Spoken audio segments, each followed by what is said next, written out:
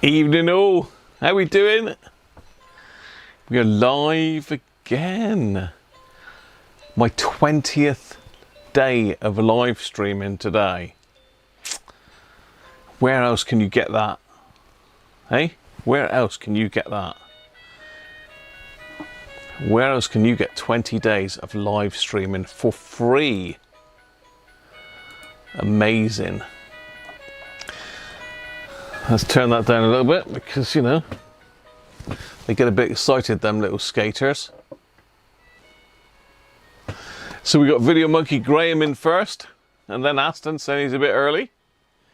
Chris Milky, how you doing, Chris? And Aaron, yeah. It's been, but we had a couple of breaks in the weather this morning, but it's been pretty horrible, windy and wet since then. Matambli's in, hi Joe. Rob's in, hi Rob. Yeah, the 20th. 4 more streams after today, and that is it, people. Hi Tim. Rob's getting a 3rd penguin. Hi Steve, Cage Nut, how are you, mate? You're on the credits now, Steve. You are on the credits. Sorted you right out. Well, I hope you are. Hey Bob, how are you, mate? Hackers, yeah. Benji's in. Hi Benji. Dave Rhodes, hi Dave. Stuart Henderson, welcome, mate. You've got one as well. Very nice radio. Very nice radio. Christoph's in. Hi Christoph. Jonathan Andrew, good afternoon to you as well.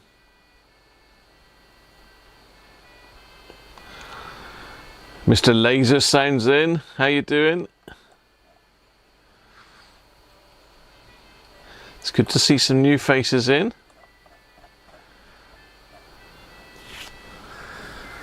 So yes, we're going to have a look at this later. Well, in a minute. It's been a busy day in the householder, the householder, the Cruncher household even. Pat. Oh, welcome, mate. Where are we? There we are. Welcome, Pat. Good to see you, mate. Yeah, say, if you're a new subscriber, just come on in. Come on down. And if you're not a subscriber and you're watching, hit the subscribe button and come and join us on the chat. Because it's good fun. We have fun here. We fix stuff, but we have fun as well. Good bit of banter and everybody joins in. It's always a good stream. GTGeoff, there he is. Father Christmas, James or Jim Glencross, how you doing, Jim? That radio's still working? So Jim was the chap that sent in the 2001D that we put the super bright LED in it. How are you getting on with that LED, Jim? Is it lighting up your darkness? Lighting up the darkness. It does seem like night time though, because it's dark outside. Yeah, so this radio is again from GTGeoff. He is the star, isn't he? Mrs. Cruncher, not good at all, Aaron. Not good at all.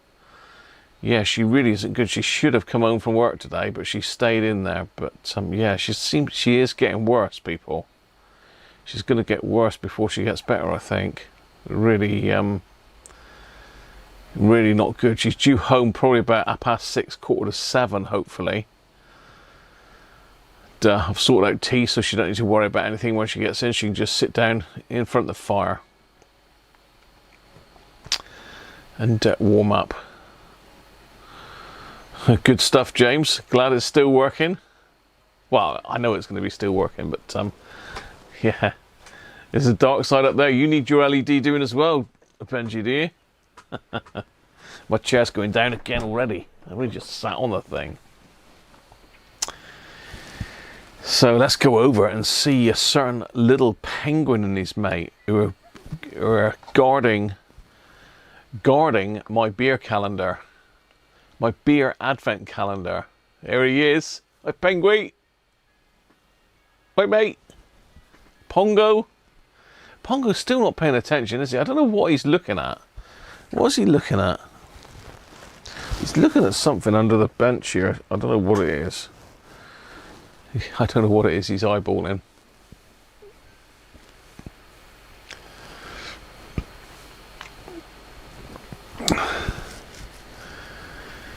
Yes, Santa Jeff. He is Santa Jeff. Well, we've got number 20, look. Down by Penguin's left flipper. Is it a flipper or is it a wing? It's a wing, isn't it? Or is it a flipper with a... I don't know. It's a wing, I think. Let's go and see what he's got in number 20 for us. It's a long way down, though, Penguin. How am I going to get down there without falling over? Couldn't be any further away, could it, really? Oh, I suppose I'm going to have to slum it, aren't I?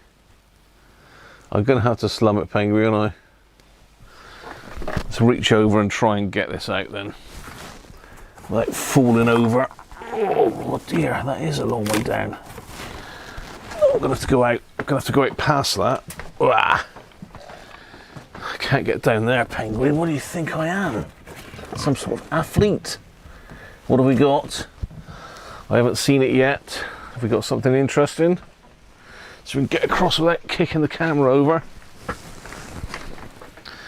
Oh, hang on. We've got... What's this? We've got... I can't even read that. It's so shiny. We've got a cider. Thirsty Farmer. Never heard of that before. Hand-picked craft cider. 6%. Oh no. Oh no.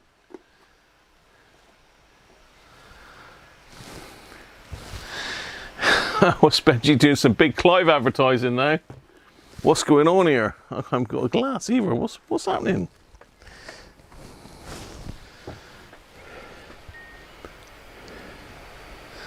Big Clive knows all about what you did with an LED. Hopefully it's not too rude, Benji, for publication. I'm saying no more. Well, this is a bit unusual. The beer calendar has produced us a cider, but I do like cider. Mrs. Cruncher knows that. So she's slipped a cider in. She slipped in a cider. That doesn't sound good, does it? So it's got a Great Taste Award for 2020. Nottinghamshire. Surely they don't make cider in Nottinghamshire, do they? 'Tis Devon Somerset cider, isn't it? Northamptonshire. The Fear family. Fear. First made cider on their farm in 1880 and supplied a public house in Weston-super-Mare. Well, we used to have a business in Weston-super-Mare. Now they live. So that's the Somerset link, you see. That's the Somerset link. I knew it had to be something, didn't it? So they live in rural Nottinghamshire and grow their own cider apples, which continues our family tradition of quality cider while upholding the ancient art of cider making by Andrew Fear. Thirsty Farmer Limited, Scotland Farm, Nottinghamshire. Thirstyfarmercider.co.uk. So there you go. If you wanna look them up, it's Thirsty Farmer cider.co.uk, and it is 6%. It probably should be chilled, I expect. Thank you, Rob. Should appreciate that, mate. The only thing I'm lacking at the moment is a glass. So let me see if I can go and find a glass. Let me go and see if I can find a glass. I thought I brought my usual pint pot up, but I must have. Oh, I knocked over now. I've knocked over my whiteboard markers now. I've got a lot of repairs coming in. More repairs than I've got time to fix at the moment, it seems. I have got to come down and stick the that's strange. I definitely did pull that beer tankard out. Maddie, I've left it there, look. Can you drink cider from a beer tankard, Maddie? Do you know? What do you think? Do you think I can? No, she's not looking happy about that. I'm going to have to drink it from a glass. I have to drink it from a glass because Maddie's giving me evils.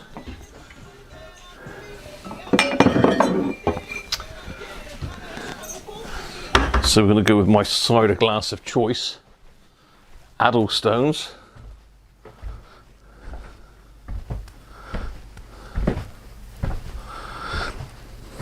Surprisingly, it's quite difficult to, well, it's not difficult, but to get 24 different beers. Very kindly, Simon provided us with about 11 or 12 of those.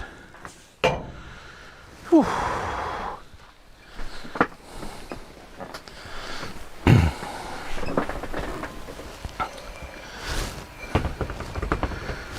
So got me Addlestones cloudy cider glass. Drink it from the bottle. Hello.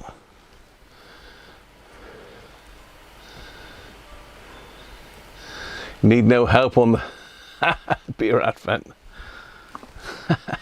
Mrs. Cruncher has been buying these for a while now, and Simon's World very kindly helped us out.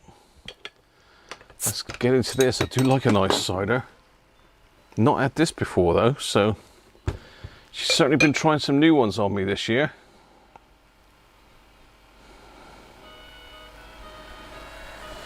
I think the advent calendar is now full though. Not that there's many days left to go, but normally it's full before we start the live streams, but this year it's been a bit sporadic. We're a bit late buying them really. Look at that. Look at the colour of that. God, that's got to remind you of summer, that, isn't it? Can't beat a drop of cider in the summer when it's nice and hot. A nice cold cider goes down amazing. Anyway, cheers everybody. Happy Christmas.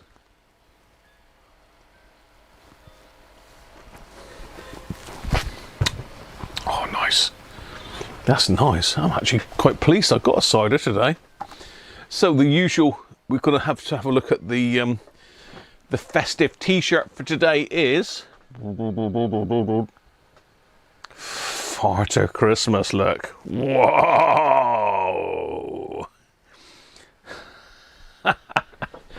Gotta love a bit of Farter Christmas, haven't you? You'll send me some beers. Thank you, Christoph. You got some lovely beers over there, mate. Ralph, how you doing, mate? Mug of tea. Never drink alcohol. Wow. You know, I'm nearly the same, Ralph. Pryor, how you doing, mate? We haven't seen you for ages. Hope you're all right.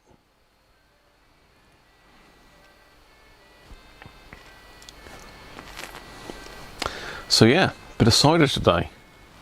Bit of a cider going in. No finger, but I'm gonna have a thirsty farmer inside me today. That still doesn't sound good, does it? I'm gonna have a thirsty farmer inside me.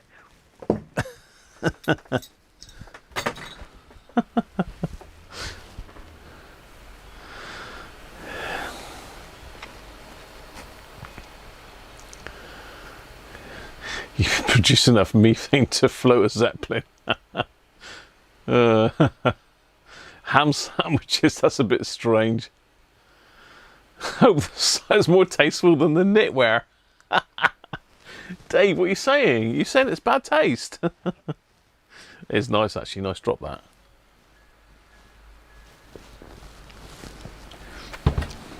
You know I've got to have the tackiest Christmas jumpers and t-shirts and shirts that I can find. I still haven't got the loudest ones on yet. You've not been blessed with those yet. And I've got a couple new ones this year. Well, no, one new one actually. Only one new one this year. So shall we have a little look at the main event then? Here it is in all its glory. These are really good. It's basically a Sovereign 3 without the AM section. So it does sound very similar. There's less in it, I suppose, so it does resonate maybe a little bit better.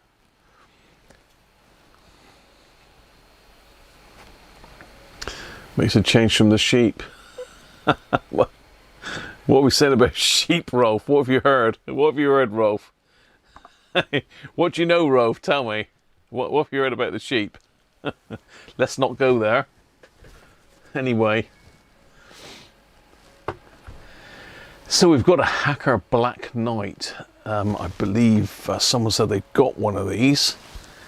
I've got one myself, which unfortunately I had a customer set that was missing the AFC button, so I've robbed mine. I did do a drawing of it so as I could 3D print one when I eventually get my 3D printer done, which I'd like to get it up and running sort of early part of next year if I can. But I've got to 3D print one of those. Basically it's solid aluminium, that, like a lot of these hackers have got the little aluminium tops on plastic buttons, but this is a solid aluminium piece, he says, pulling it off.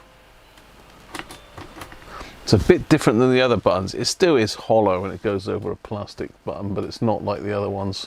They're really thin and flimsy. This is really substantial. Bass and treble, bass treble volume. This is an MB version. Now I think they did this in just a battery version as well. I'm not 100% sure, but I think I've seen one without the MB on it. I'm not 100% sure, so maybe anyone that knows anything more than I do about these can confirm that. But this is the mains version. So it has got a hole in the back. Now I don't know if we looked at this one on our on the live stream previews, but you can see we've got a little bit of black paint missing up here on the grill. But that's, you can't really see that straight on, but when you've got it at an angle, you can definitely see that. So really the grill needs repainting. I have done these grills before. Basically what you've got to do is you've got to spray them completely, and then you've got to take them back with very fine sandpaper till the silver comes back through. You've got to be careful because this is like satin. If you go too far, you break through that coat and it goes a bit shiny. So you need to very carefully rub it back and then quickly hit it with a coat of satin lacquer or matte lacquer. But yeah, that's the only way to give these a new life, really. But not necessarily unless you're going to restore it, then you don't really need to worry about that. As I say, front on, you can't even see it, look. Yeah, but let's say if you put it down on the desk, you can sort of see it. So yeah, we got on-off volume, bass treble, AFC is that little button. Now this one's not got the original aerial, but it's got one of these, I think it's a 7 or 10 section. I'm not sure, Jeff, is this one of the ones from Maplin's? Because that was a 10 section, the Maplin's ones, they were great. 2, 3, 4, 5, 6, 7, 8. There's a 9 section. No, it is 10 section. So this is one of the Maplin aerials. Now these are rare as hen teeth. I bought as many of these as I could afford when they shut down. And they even went and got some from other stores for me. I think I had about 10 of them. No, 12 I ended up with, I think, in total. But a really good quality aerial. Not got the swivel on it, but it doesn't matter. It's good quality. It's slightly slack in the socket, but again, that's not an issue. It looks the part. So round the back is where things get a bit, you know, not that you're going to look at the back end of it really, but if we turn it round,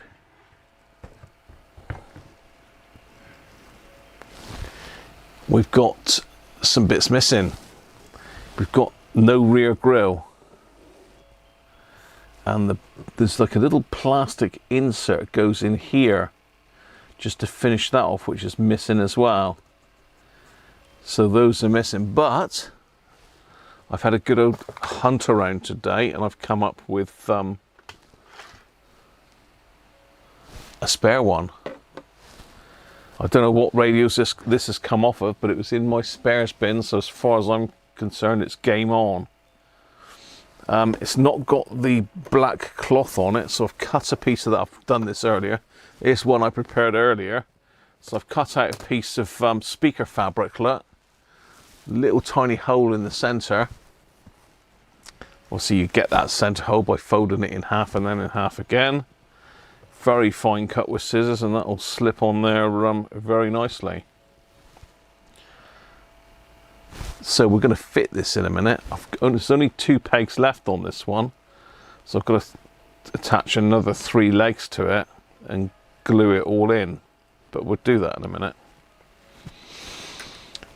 In the back then we've got FM external aerial hole, so if you're driving around in the car and you need a radio in the car and you haven't got one, you can plug this into your aerial socket for your car. It's got a tape output, so you can tape from this if you want to. And it's also got a headphone socket. So as I say, this is our mains figure of 8 cable socket in there. So if we pop the back up, ding, okay. So this has still got the battery trailer.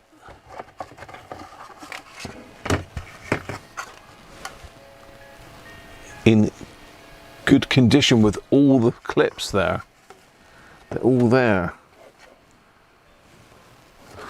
Very often these are broken off or missing. That's a good condition, good quality battery tray, that. It's even got the little stickers in there for the battery types. That one's sort of like expanded, and both expanded a little bit, so they probably just want lifting off very gently and gluing back down. But that's there. Have we got the battery clip though?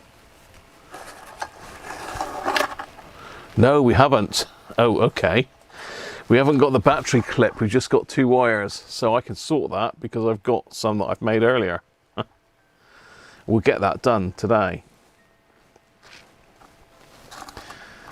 So these little bits of leather cloth are actual hacker leather cloth. Not for this model though, strangely enough. Look, different grain. I don't know if you probably can't see that on the camera. A slightly different grain that is, so I'm not sure what they've used there. It's off of a hacker of some description. Power supply comes out on this little shelf.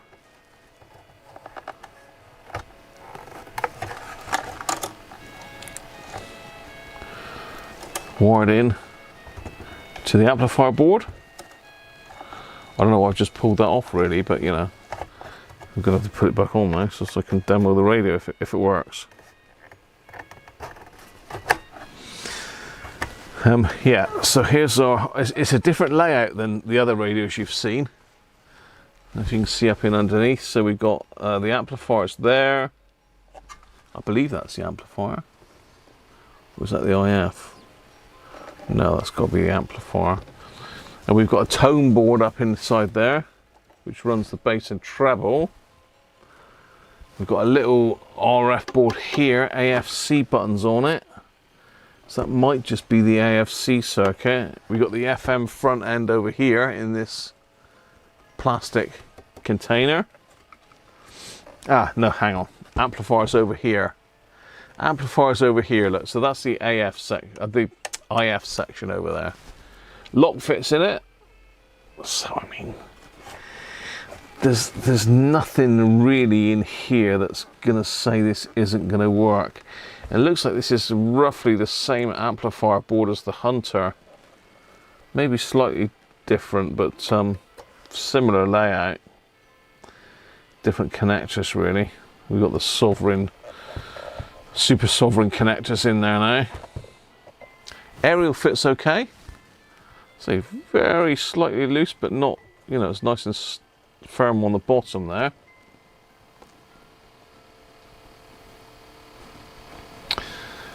Seems a bit strange that Hacker put the power label upside down though. What's all that about? Why have they done that? I mean, even if you undone the label, you can't turn it around because that's where the cutout is for the power socket. So yeah, there's absolutely no reason in here that I can see that this won't work. No reason whatsoever. So let's connect it up, shall we? Anybody think it won't work? 1973, Dave. I suspect it probably is. It's definitely, it's a really heavy radio. It's really well made. It's a little bit unusual in that the sides are covered with vinyl. I don't know what the sides are made of, whether they are teak underneath that or not, I don't know, or just ply. I wouldn't have thought they would bother with teak underneath the vinyl. But yeah, it's a nice radio. I say it's black night. It's pretty much blacked out. They did a silver night as well. The silver night is very, very similar, apart from it's got stereo available on that.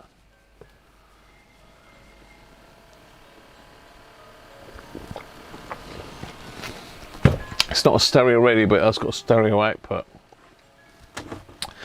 Right, let's find a lead. Let's find a lead. What have we got here? Is this one? I've got dozens here that all tangled in together. I really need to get to grips with this. Sort these leads out because it ain't safe. This one seems to be coming. This is the favourite, I think. Hopefully it's got the right plug on the end of it. Yep, so it's normal figure of 8 lead. This is marked chair. So this is for the chair. Let's plug it into the variac because that's not available. I can see what's drawing that as well.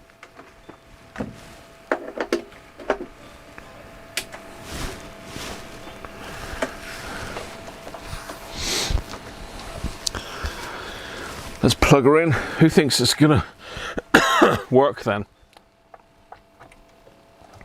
It only goes up to 101 on the old Richter scale.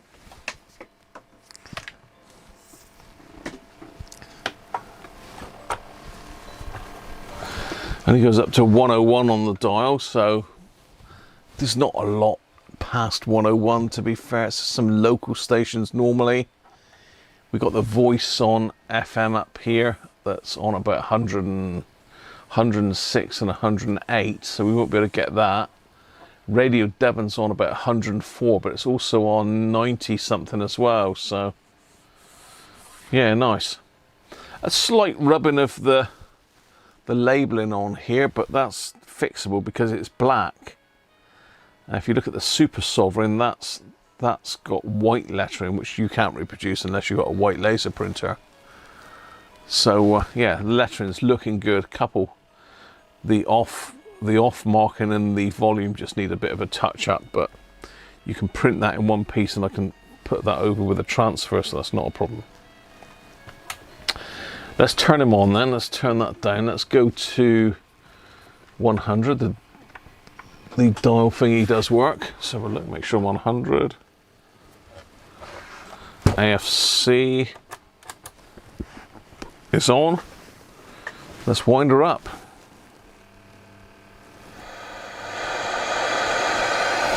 So I'm only on 100 volts and it's already come on.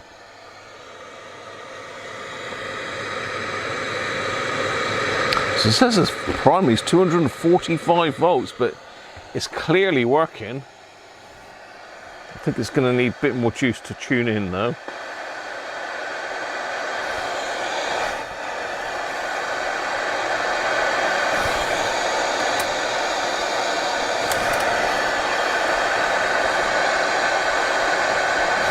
Right, are we off frequency?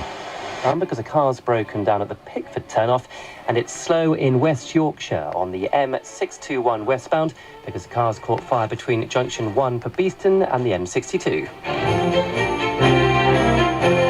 The home of Christmas music. Classic FM.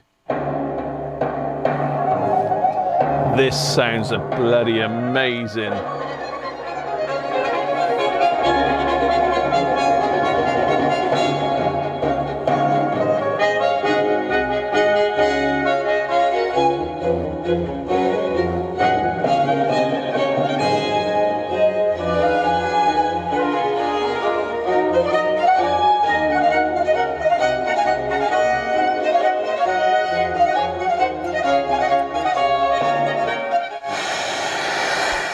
That's incredible. To 17, Sabrina Carpenter. I haven't got the aerial up. The wood up. Elton John step into Christmas at 15. Shaking Stevens, Merry Christmas, everyone. Christmas Band-Aid at 12. Kelly Clarkson underneath the tree at 11. The Pogues with Kirsty McCall. Fairy Tale of New York is at 10. Ariana Grande, Santa Tell Me at 9. Bobby Helms, Jingle Bell Rock. They say it in the soul until the dawn.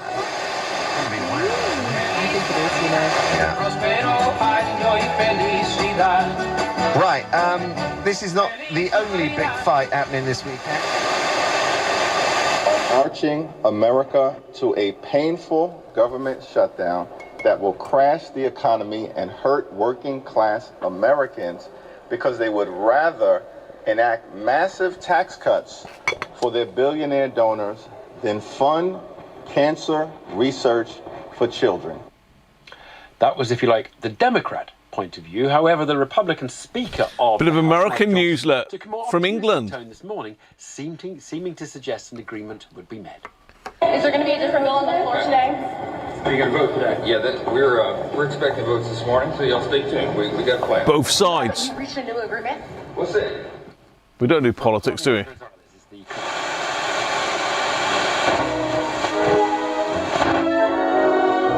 Radio 3.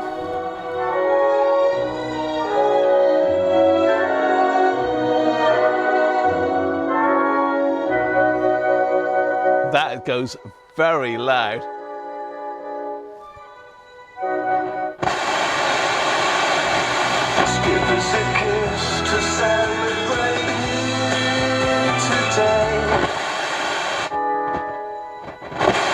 I mean, they're going to try and see if they can break up this massive spending bill in the. That wants to reach, and he's.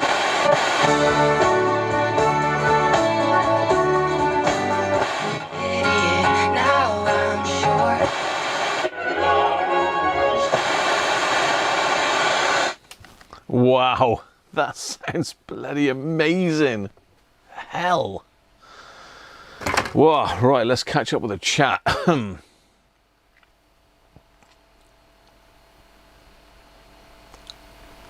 No, 101, Bob. It actually goes up to 102, I think, but the dial shows 101. Oh, you meant to mention a farmer inside you. It makes a change from a sheep inside me. I don't have sheep inside me very often, Ralph. Rob's going to send me some beers. Let's catch up with the chat then.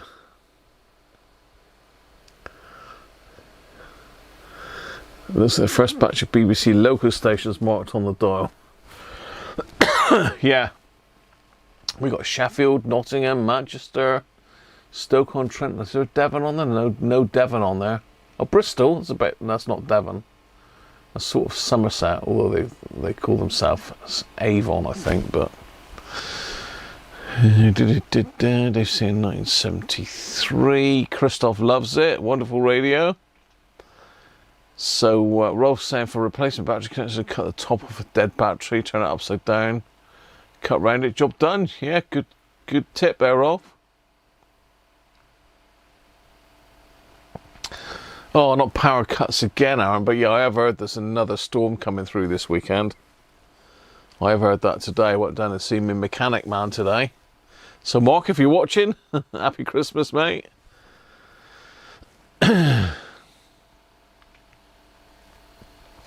90.7, it was always going to be 100% with one of these, Joe. These are pretty bomb-proof. Hey, Danish, how you doing, Paul?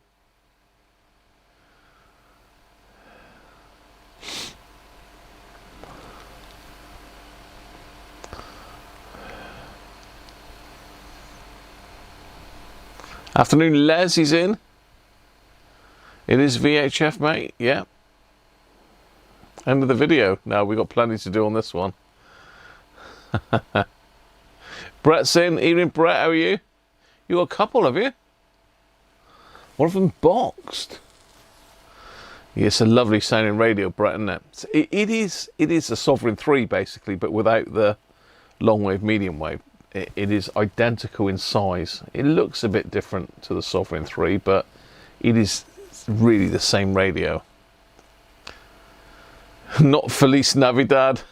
You got it stuck in your head for weeks, have you? It's too late, it's done now. We've done it, Christoph. Rob's saying VHF Herald is another radio that Hacker made. They made a lot of radios, Rob. What are you going on about? Turn it off.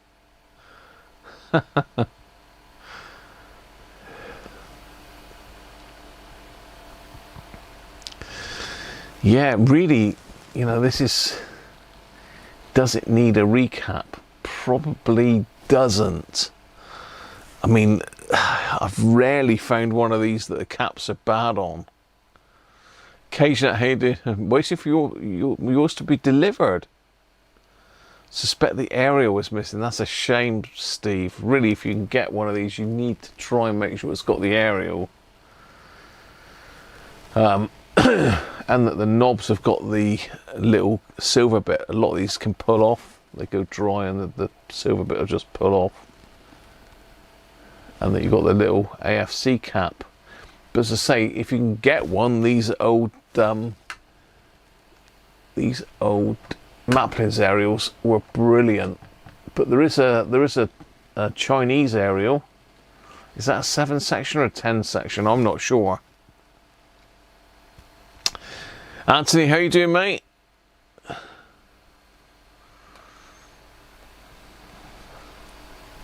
Drag the Hickok back on the bench. What are we going to do to it though, Joe, if we dragged it back on? Just look at it? I could lick the case of it, I suppose, couldn't I? Ha! Radio Win, how you doing, mate? Yeah, it's a beauty. Win it is, it really is.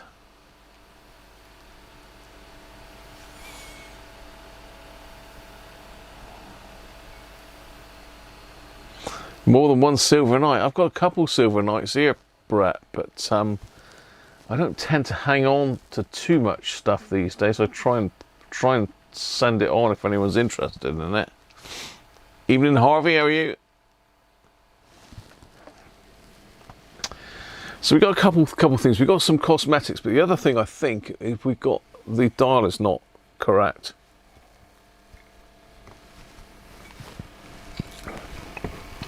So to check that, we need to take it off of AFC, turn it on, and there's a couple stations that are known. One is Classic FM, which is dead on 100. So if I dial it to 100, I don't know if you can see that or not. Let me get you in a bit closer. I'm just going to put the aerial down so I don't damage it. Let me get you in a bit closer. Whoa, don't knock my nice cider over. That is a very nice cider, by the way. So you can see that's on 100. That should be Classic FM there, but it's not. So where does Classic FM come in there?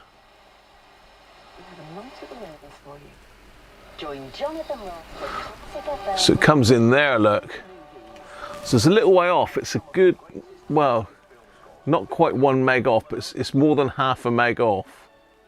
It's more than 5, it's about 600-700 kilohertz off. Radio 1 is 97.7 here. So it should come on just before 98, so it should be on about there. But it's not. It's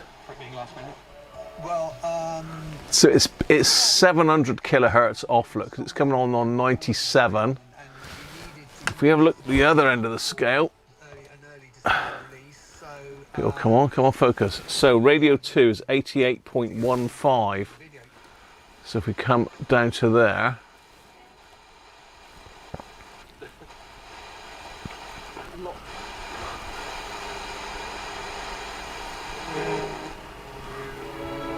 so that end of the dial is actually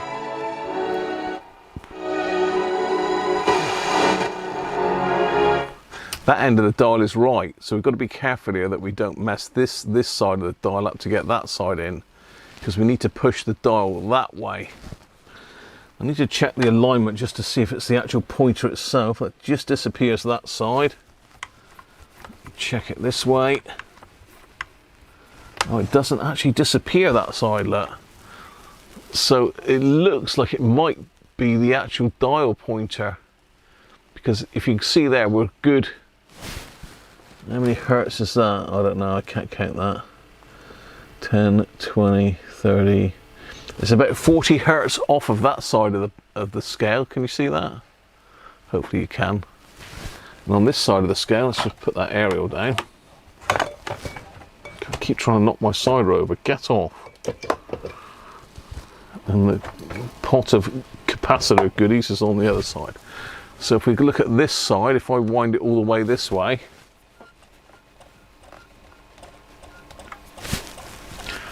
here she comes.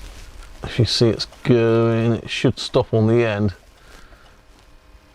It's not far off, to be fair. It does disappear just off of the end of the scale there, but not by a lot. So I need to move the dial pointer that way, and then we're still going to need to tweak it in the back. I think it's still not right. So we've got that to do. Cosmetics. We've got to basically take the material off the back of this one.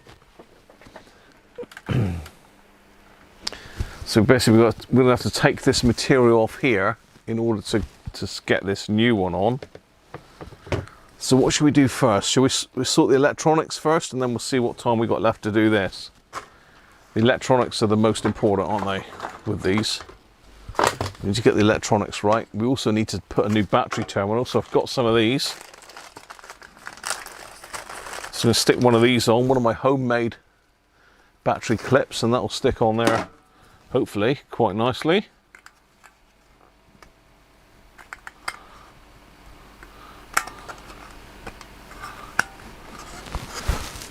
There we are.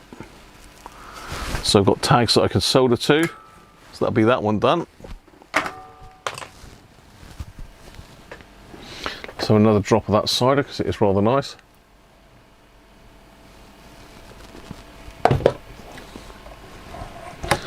So in order to get this out, I think I've got to take out a chassis. No, I don't think I definitely have. Oh, we've got missing screw there. We've got a screw loose. What's going on with that then? What's going on with that? There's a bit of fluff in there.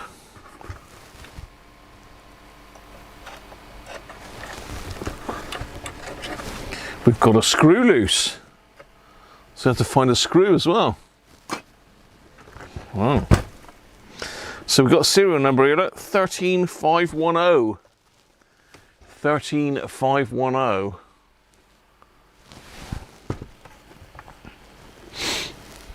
Right, to get these are pretty easy to get at the chassis, to be honest. You've just got to undo these two screws. You've got to take this shelf off and unplug the power supply from the shelf, and it all lifts out the top. Very easy to take apart. Very much made with servicing in mind. Let's take that one out. So I've got to find another one of those screws, which I have got. I've got plenty of spares for Hacker. I don't sell spares for Hacker because I use them myself to fix radios, so unfortunately if you ask me if I've got this spare and that spare, the answer will be no, because I need them for repairing customers' radios. So you can take a picture of this, because this can throw you. If you don't take a picture of where these wires go, you can get really confused.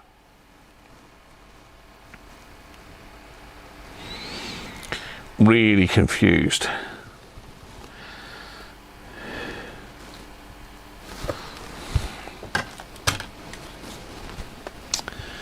Right. That was loose as well. Very loose. So we need to take those out, really. That one. And that one. Although I've got to take the others out to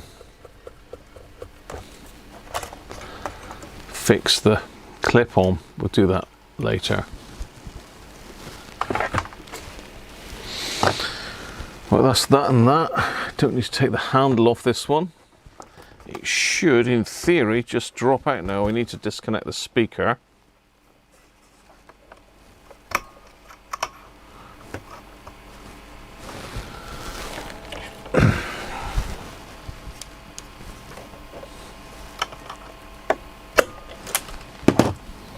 It should.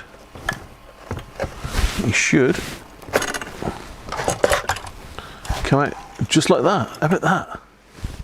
That is it, people. So that's why we love hackers, because they're so easy to work on. You compare this to a Roberts, not a hope in hell. Much, much better engineered. Everything's modular as well, so you can pull different bits of this. As I say, we've got all Phillips caps in here, so they're pretty reliable. These blue plastic covered ones, they are pretty reliable. They do go. They're not perfect. You know, they do go, but they are pretty good quality to start with. So we've got the serial number stamped up on here as well, just in case the little bit of paper comes off the bottom. 13,510. There is a database of serial numbers on the Hacker Radio group if anyone's interested. So you can date your radio pretty much by that. See if we've got any identifying marks for age on this. I've got HR28 sticker on there, 4112. MKHR something or other. That could just be the guy that's giving it the final seal of approval. That my knob's come off now. I should never have pulled that off. Something looks like 6.2 there. Anyway, we need to pop this top cover off. So we've got to pull the knobs. Come on. Come on, you know you want to come off, thank you.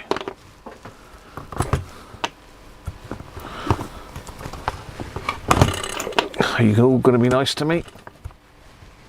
Can't see, there you go. The aluminium tops come off of that one. And no, there's always one, isn't there? Always one that will not go. Ow. Ow, ow, ow, ow. Right, where's my plastic thingy jigger? Let's just see if we can prise this off with a screwdriver. Got to be really careful on these because you've got black paint. We do not want to scratch the black paint. That is coming, I believe. Yeah, just fighting all the way. There we go. Right.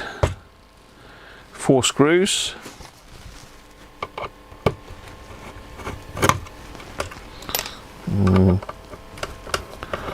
2.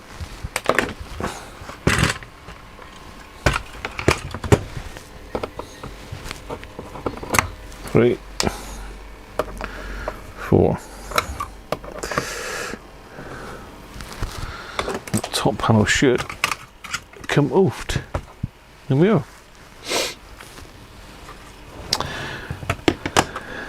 So the easiest way on these, you've got 2 grub screws on this pulley here. So which side do we need to go? We need to gain, let's have a look here. It was this end that we need to get it off a bit more. So let's just wind it right the way over here. So we know we need to come that way a bit more. And if you look at the dial down the bottom here, you can see it has moved. Can you see that?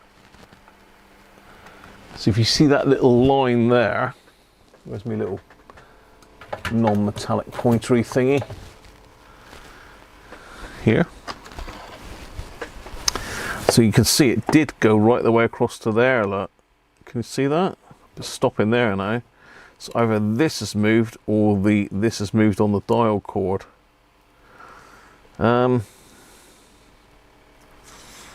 Shall I turn that, or should I just slide that along? I think I'm going to just slide this along for a minute.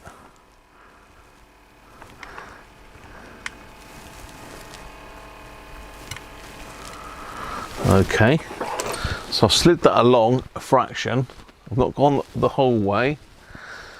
It's a case of like doing it, checking it, doing it, checking it until you get it in the center really. So it's the same distance on both sides of the scale. So I've still got a little bit showing. I've still got a little bit showing there. Look, can you see that? So it's obviously it's moved that way quite a bit. So let me just wind it down the other side and see what it's looking down there.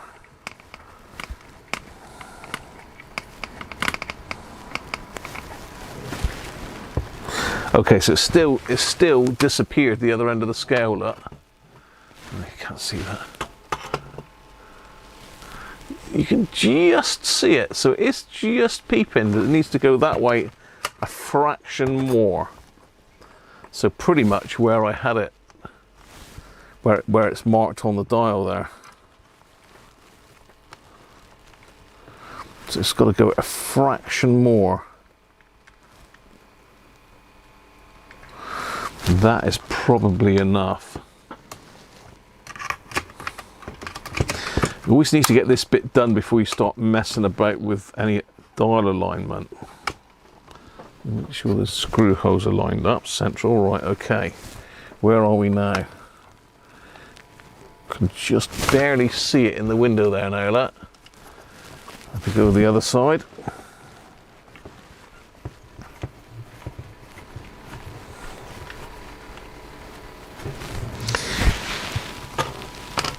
Pretty much the same look, just about see it. In fact, slightly, looks like it's very slightly bent. So let's just give it a little tweak back there. Yeah, it's just slightly bent where it's lying. I don't think it's actually bent, it's just the way it's lying. Give it a little tweak because it does look, overall it looks a little bit bent.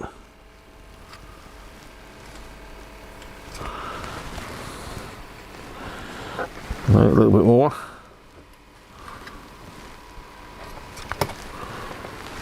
Okay, that looks squarer now.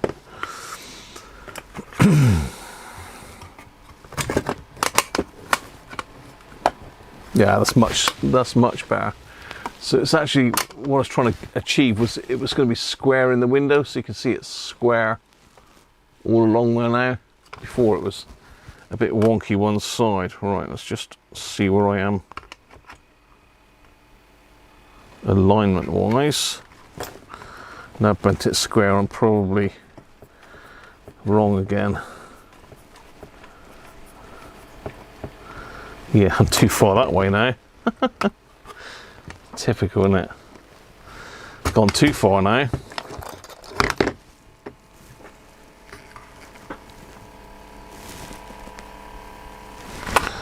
Just a fraction.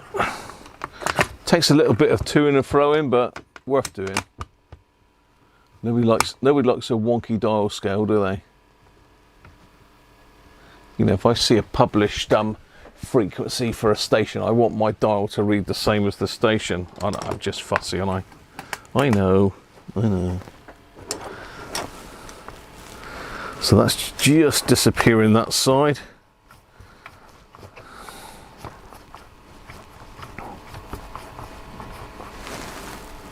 It's fully disappearing that side.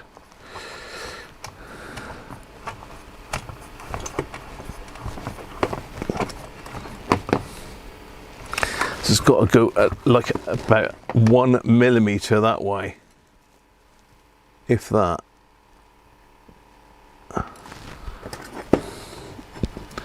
Once I get that right, this top can go back on then.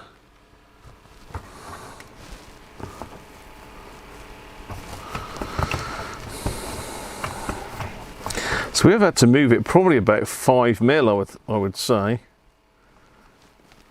Yeah, that's absolutely bang on. Right, let's get these screws back in a minute. Let's get the screws back in quick before it decides to move.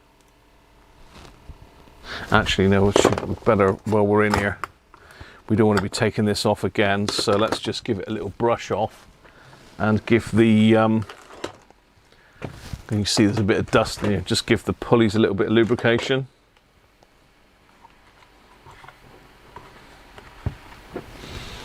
Yeah, you can see it's pretty dusty in there, so let's just dust that off.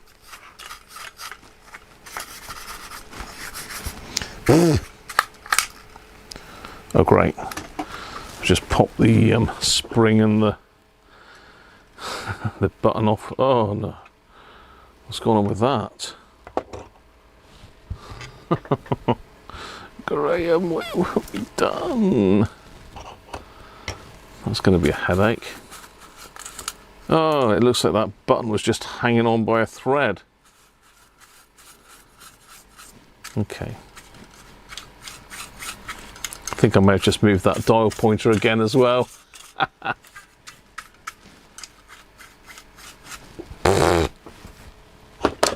Luckily for us, the air duster arrived this afternoon, so we now have more air duster in the building. Nip the grub screws up. Nip them up.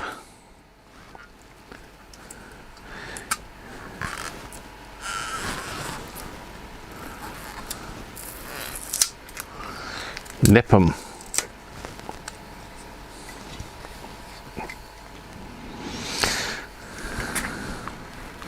I was checking for nipness. We're checking for nipness, brat.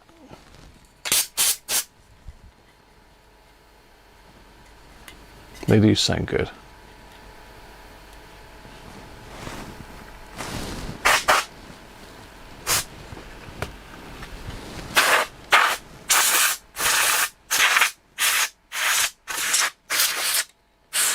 Can't beat a bit of new air duster. So much more powerful when it's new. But I'm not sure what's going on with this. I've got 3 parts here. Ah, this is broken. Ah, okay.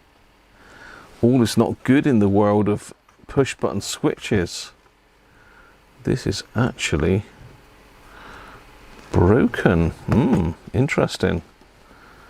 So we've got a spring there that's retained by that. Got this piece here, which looks like it's the little bit that goes in that notch. Yeah, this spring on this one is broken. Yeah, I wonder why that dropped off.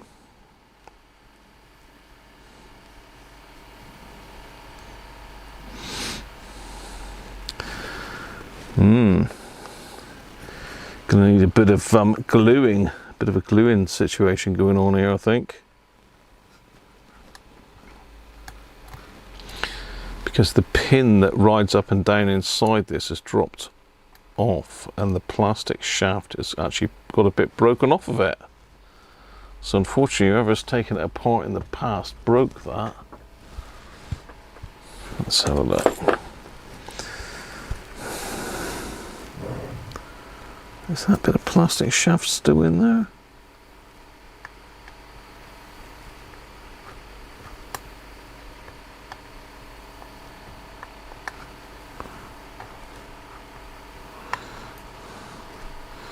Yeah, it looks like there's a bit of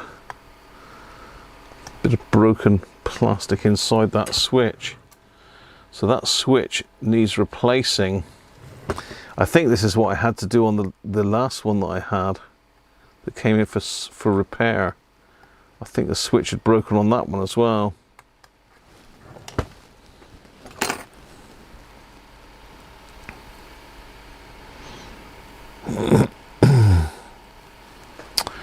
That's a bit of a bummer, isn't it?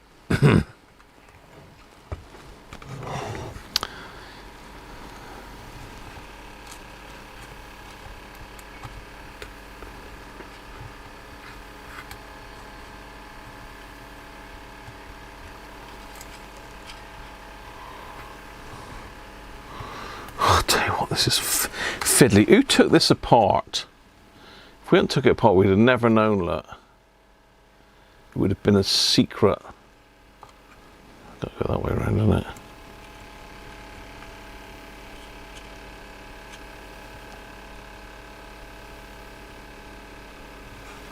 Yeah, it would have been our secret. No one would have been any the wiser. That was just literally hanging in there.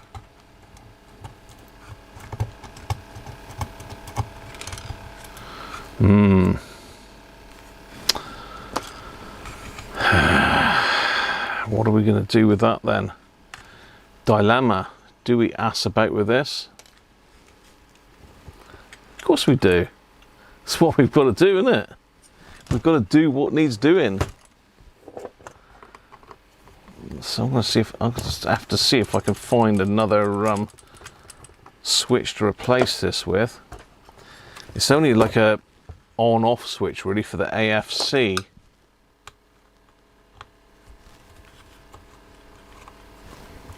Are they used nuts on as well on that? Of course they have. It's Hacker.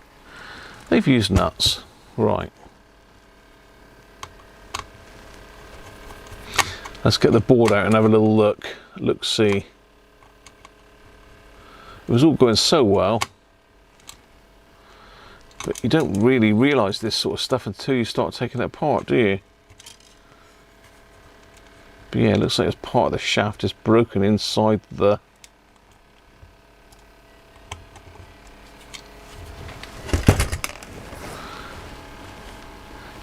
switch.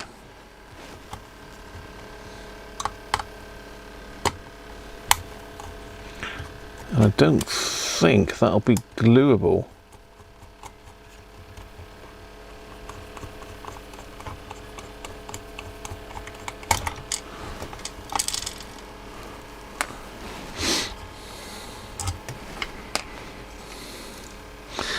Yeah, I've had these off before. Right, let's get the desoldering tool fired up. Let's get busy with it. Let's get in the guts of it. So you thought it was going to be easy, just put it back together, no problem, eh? Most knobs have nuts. I'm not going to get drawn into that, Christoph. Right, now I've got some switch banks here somewhere. What's that? That is 101 belts.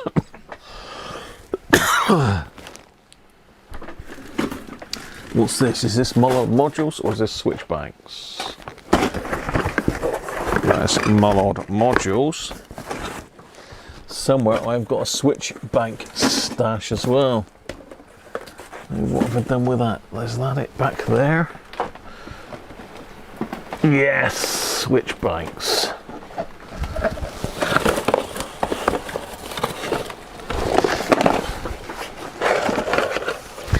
Switch bank heaven is here, look. It's here. So surely we can find one of these that'll fit, can't we? Trouble is they're slightly different designs because they're fixed in these things here. What about that one? That doesn't latch. We need a latching little one. A little latching one. But it needs to be self-latching on its own. How many pins has it got? 6 pins.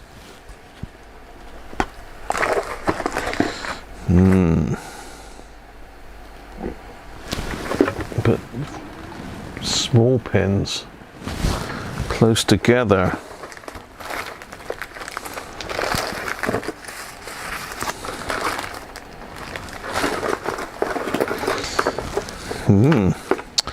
Okay, this could be proving tricky to fix. What we've got here, what's that one there? Oh, that stuff's, no, see they're interlocked, that's no good. We need a self-latching standalone switch. Maybe we could pinch the innards out of one. We need to get it out of circuit first and have a look. The mice on the mouse organ could fix that. The mice on the mouse organ? What do you want about, Brett? I don't know where my little mouse has gone, actually. I did have a little mousey here with Father Christmas, but he's disappeared. Maybe the snowman's ate him. Right, let's oik him out and let's have a look. Let's have a close-up of what's going on with the switch. This was the problem I had with another one, which is why I've not got a switch in my own radio, because I pulled it out to fix another one. That may give you a clue.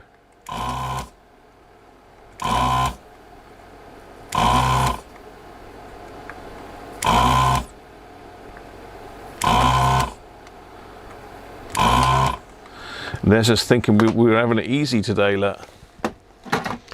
Okay, so it has got a metal piece on top, but you can see inside there. I don't know if you can see inside there, but if I can get any closer, will the camera focus? Yeah, you can't really see. Where am I going? About there. Let's get the light over this side. Come on. Yeah, can you see inside there that there's a broken piece of the switch? So it looks like it's just been glued. Looks like the old Phantom super glue has been in there and glued it back together, which is not going to help us, because this little key here needs to ride around in that latch there.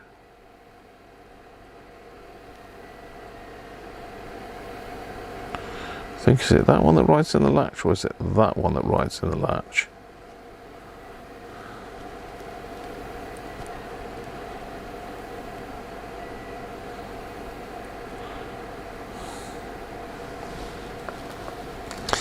Yeah, so the end of this one is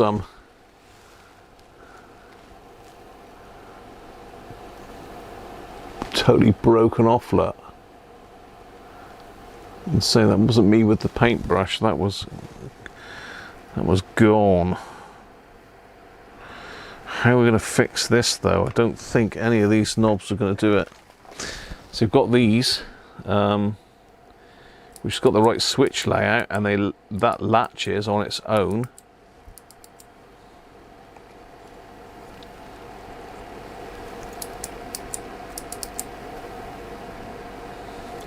So we've got the right layout there.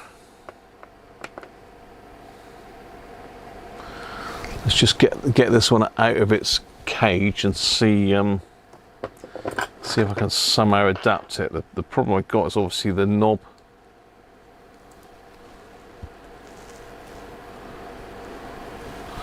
The knob is too big.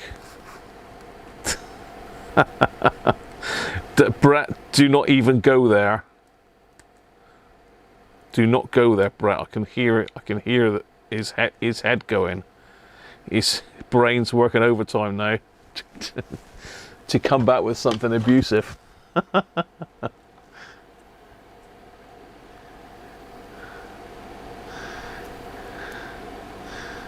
Mouse organ.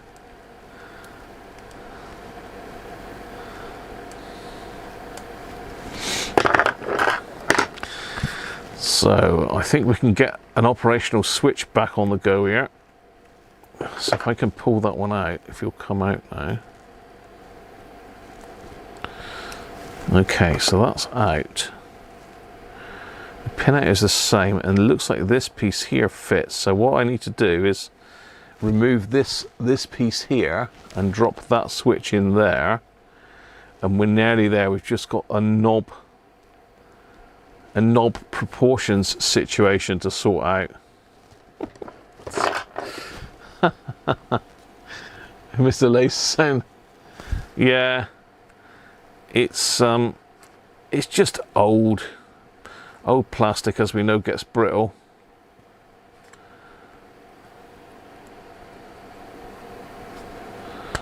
If I can use this carrier, we are back in business.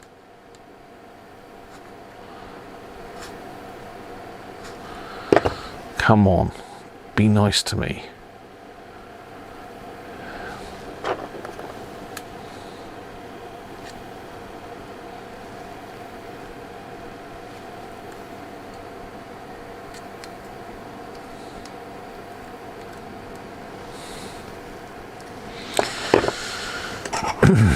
Come on. Come on, you can do it.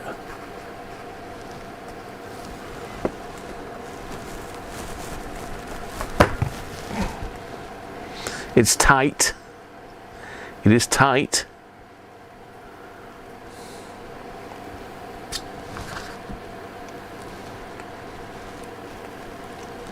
Yeah, this is breaking apart. This is really had it, this.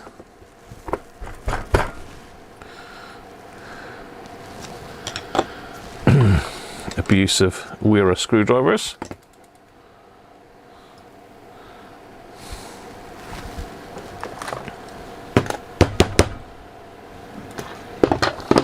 It's coming out, but not really playing ball. Nearly there.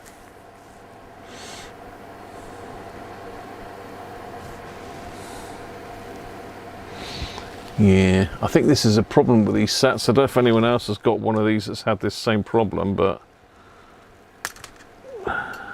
yeah, see, the plastic's all brittle and horrible.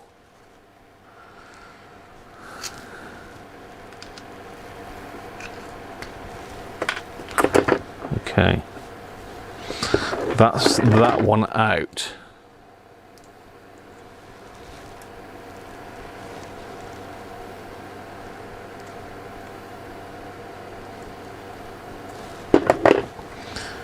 Hopefully this one will slide back in, which it has. Nice. Oh, we might be in business, people. We might be in business here. Don't forget, if you're enjoying watching me struggle, don't forget to hit that like button.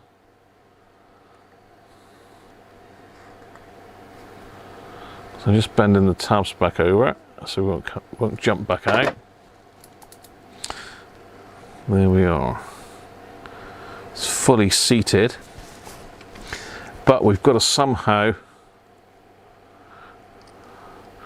work out the knob difference. Look, there's quite a difference in the size of the knob. I've got to shut up, Graham.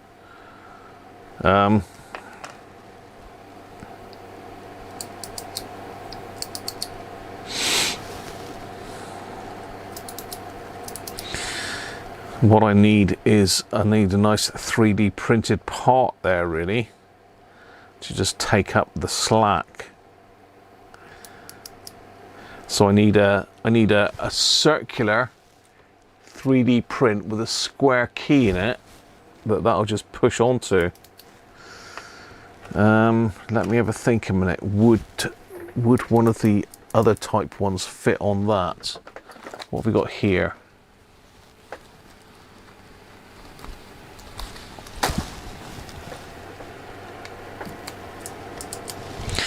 So that'll fit on. Will it fit through the hole in the faceplate? So no, it won't, you see. It's just ever so slightly too big. The other option I got is a hacker button, the type that you find on the Sovereign 3 and the Super Sovereigns. Let me see if I can find one of those a minute. That is a bit thinner, so that would go through the hole.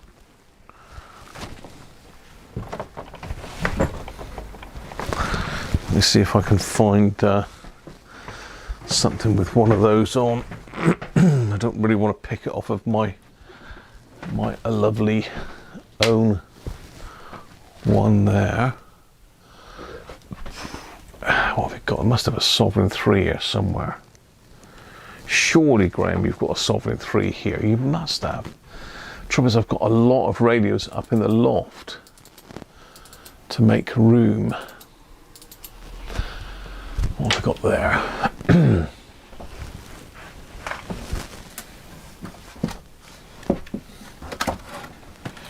Actually, I've got a Sovereign 3 that Jeff has sent me. Let me see if I can pinch. Oh no, I've got some spare ones. I've got 2 or 3 spare tops to these, but they're buried in a lot of stuff there. I don't want to pull all that out for a minute. Let me just go into Mrs. Cruncher's changing room.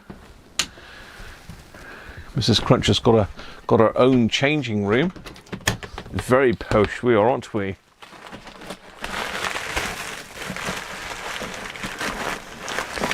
Very posh. Right, let's pull a knob off if I can find one that comes. There we go. That one came off easily. No, that doesn't fit. Ah, of course, I've got to have the other bit as well, haven't I? I've got to have both pieces, Graham, not just the top. I need the bottom piece as well. No.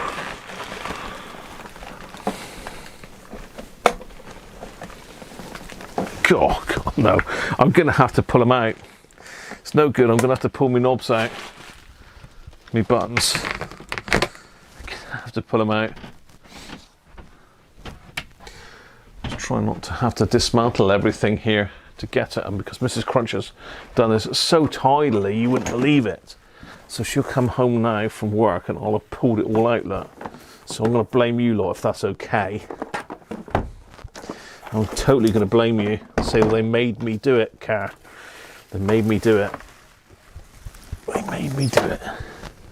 I was forced. Right. That's the hacker box. Whew. I'm pretty sure. I might even have the original one I took off my other radio. What have I got here?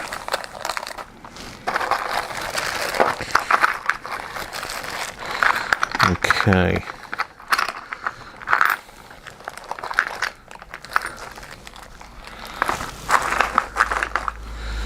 Because I usually keep stuff like that because you never know when it's going to come in handy.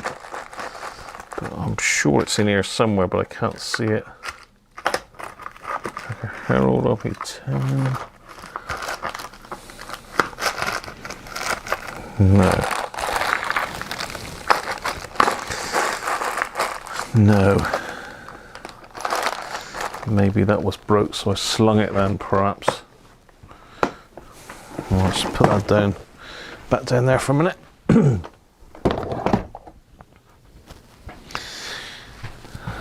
Let's come back in. And this probably won't fit through the case top, but it's worth a try.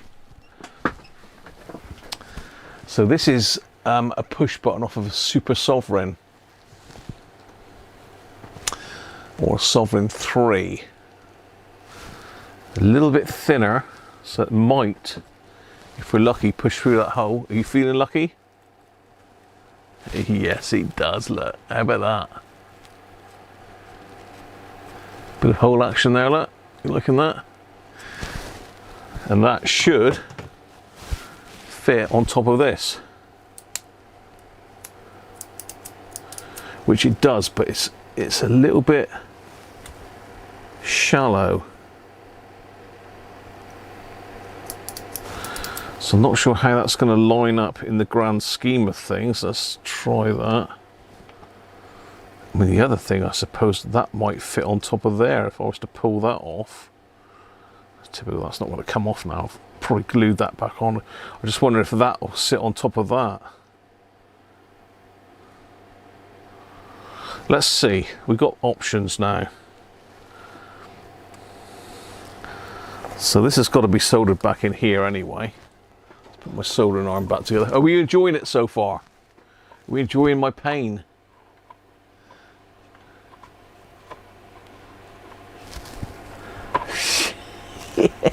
Knob issues. It's buttons, not knobs.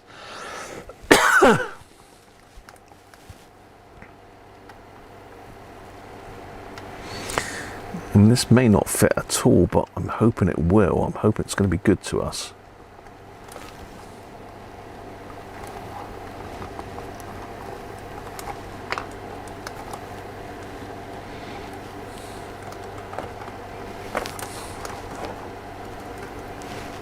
Right, let's solder this on.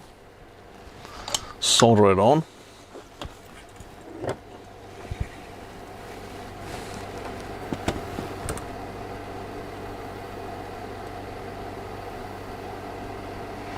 You've got to get these pretty hot as well, because if you don't get the pins hot, let's turn that down.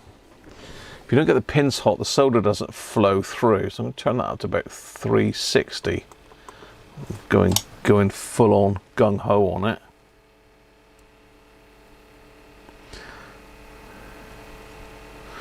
I've got this silly little thin solder. I need to see if that other solder's correct. Let's use the big stuff. Let's get the big boys on it. Let's get the big boys solder out. Yeah, that's what I call solder.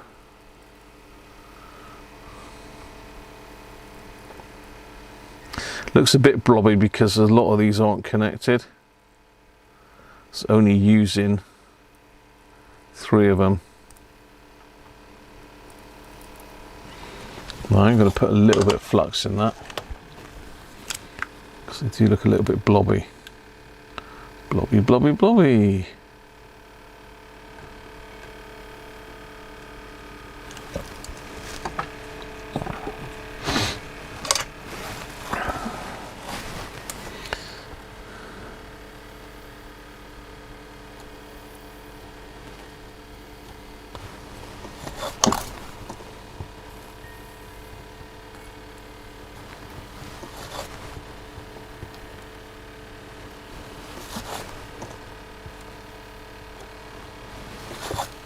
Right, the switch is in. It was that way around, wasn't it? I certainly didn't expect to have to do that sort of surgery, but then that's the joy of old radios, isn't it, really? You never know what you're going to get till you go for it. I mean, I have now got a working switch in there, but whether we can make it fit is another thing.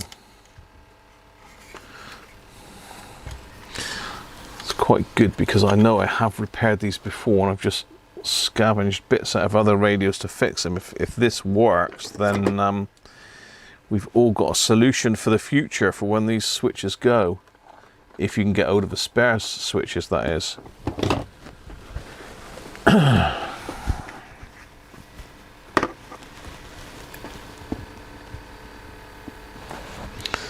Now, this is tricky putting these back on because you can't get your fingers in there. I can just about get the forceps in there, I think. But can I get the forceps and my hand and the screwdriver in all at the same time? Thanks, Rob. Blame you for making a mess. It's all your fault, Rob. What are we talking about now? What have you messed up?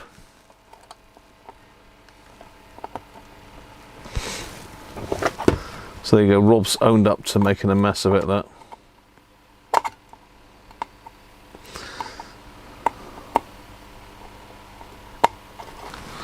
I'll tell you what, I don't even know if I can get this in.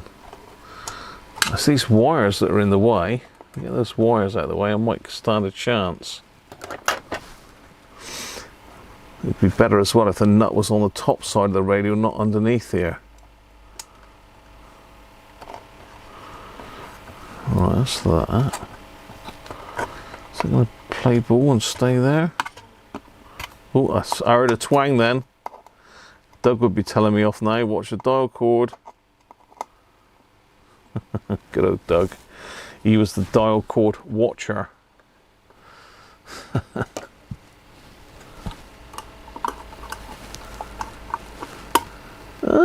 No, don't jump out of there.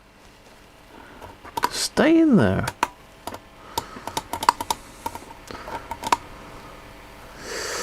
Yeah, okay. I think what I need to be doing is the other one first, because those wires sort of hold it in. So if I pop that up there, that holds it flat. So I need to do this one. I don't know if you can see what I'm doing or not. Let's get you around that way a bit. Zoom you in.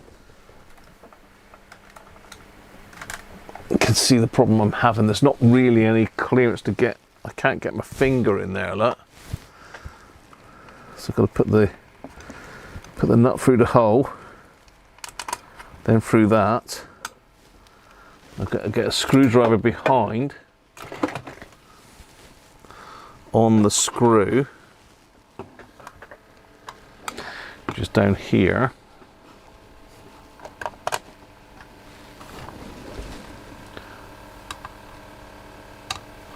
Right, screwdriver is on the screw. I've now got to pick up the nut with my forceps, put it in there. Yeah, there we go. That was easy, look. What was I whining about?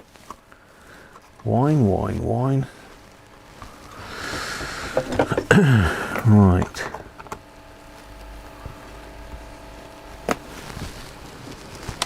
Now the other one.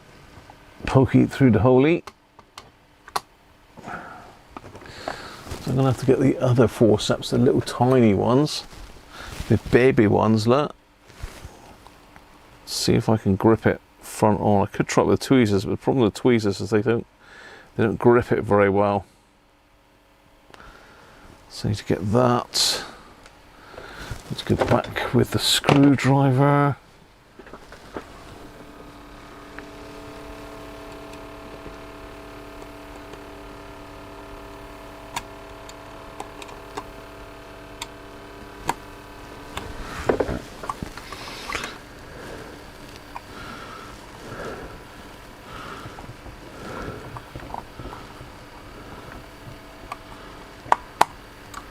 No, it's going to have to be tweezers, that one. The forceps are too big. How do they put these things together in the factory, eh?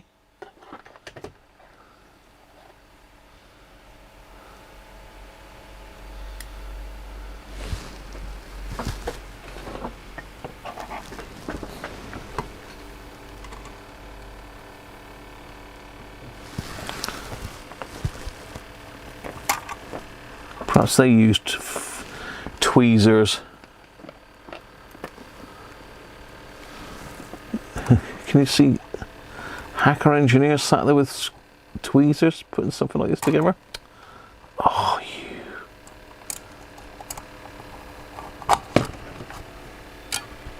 Ah, screwdriver slipped out of the slot. Yes, got it. Oh, that was easy, wasn't it? Not.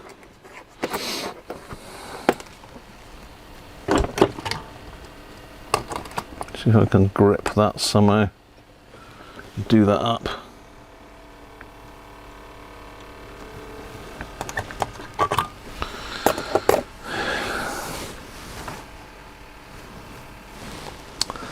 I mean, I don't think I can get a nut driver in there. No, you can't get a nut driver in there. That's me thinking I'd suss that then with a nut driver, but it's not to be.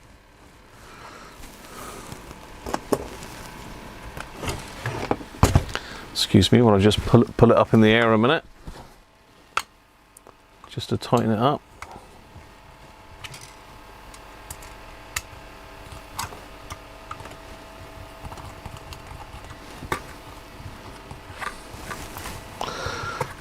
I've got to grab this one as well. This one's the hardest one to get on.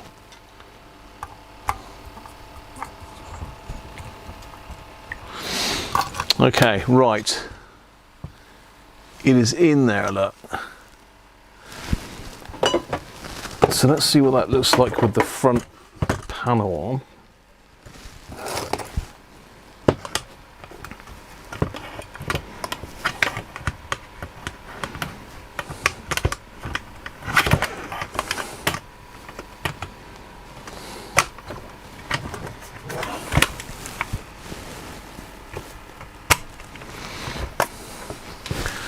So it's recessed, but is this big enough? Yes, it is. How about that? One thing I will just check is that I haven't got just the backing piece of one of those. I'm just checking my spares box there a minute. You never know. It'd be nice to put the original one back on, but it's fixed.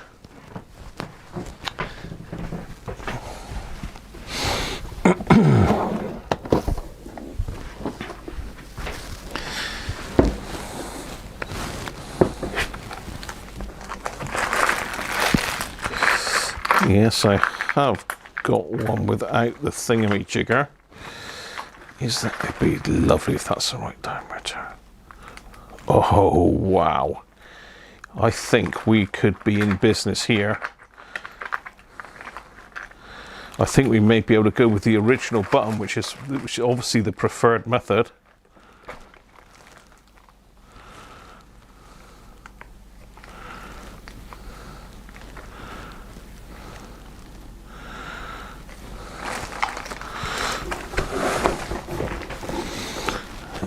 Has he got it back to original? Could he do that? Could he pull that off?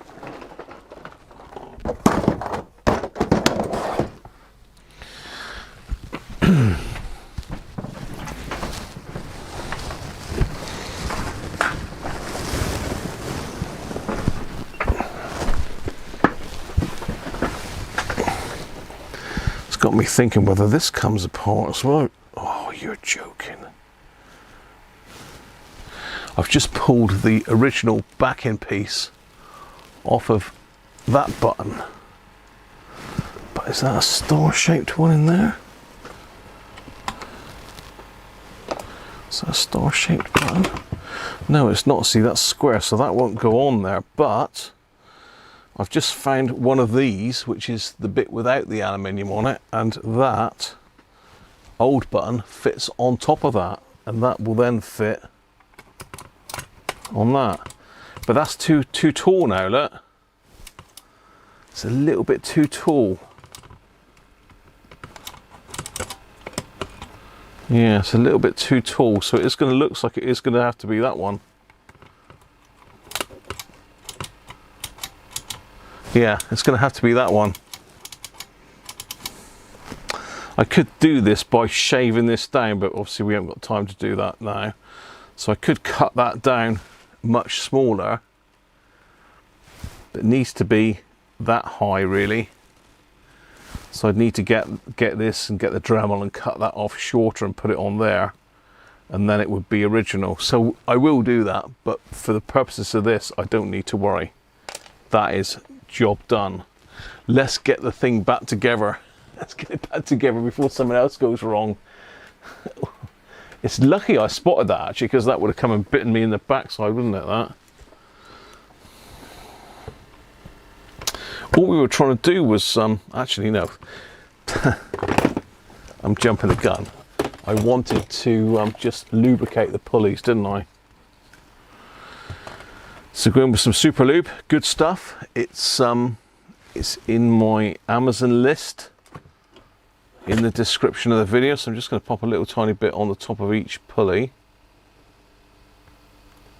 It should be enough to work its way down through the spindle.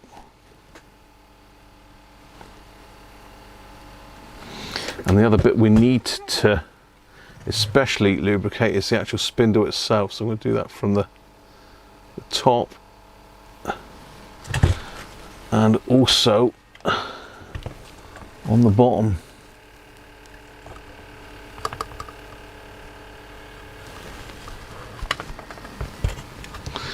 That will make a nice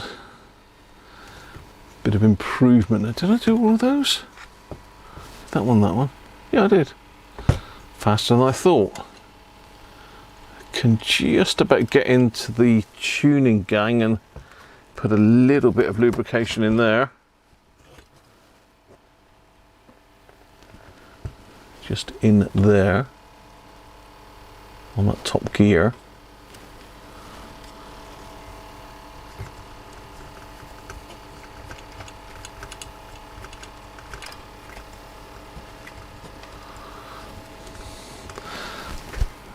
Well, you've got it open, it's as well to just put a little bit of this. Can you remember last time I talked about the finger contacts in these tuning caps? There's no difference on this. We have got them in this one, although it is a lot smaller. If we can get up to the top here. So you can see the brass shaft that passes through that metal bit. If I turn it around a bit, you'll be able to see there's some like little metal fingers there, look.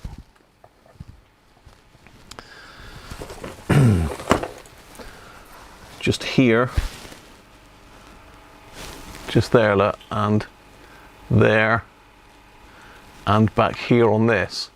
So they're what grounds out the brass shaft to the chassis. So you need to make sure that that metal is making good contact. Otherwise, you get a scratchy tuning. So just use this Deoxit D100, put a little tiny dab on each of those, and that should keep them nice and clean. Not that the tuning was scratchy anyway, but it's a case of preventative. Just a little tiny drop on each one. We don't want that on the vanes of the tuning cap, on the bottom there as well. Let's give that a bit of a workout a minute. Just turn them around. Multi evening, mate. Throw a chicken in the air.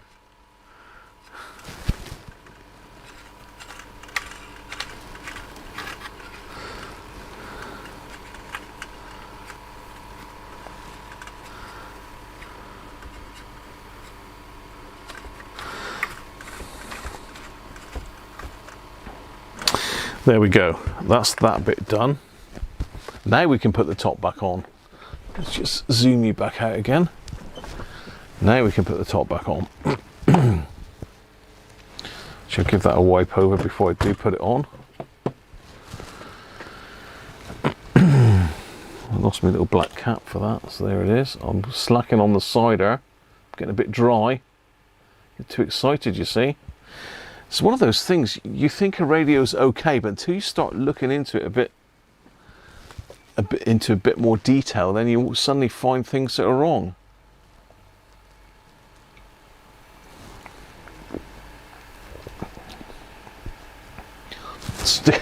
Rusty, what are you on about? Stick a deck chair up your nose. What?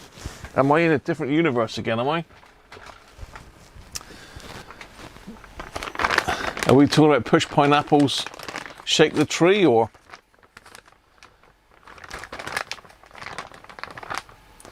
Man in a suitcase on the hunt for Tara King. Avengers.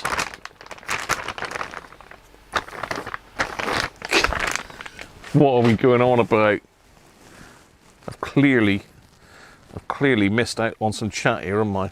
So I'm just using the one of these antibacterial cleaners just on the dial. Look, and you can see the muck that's coming off of it, but you've got to be really careful you don't rub the writing off of these.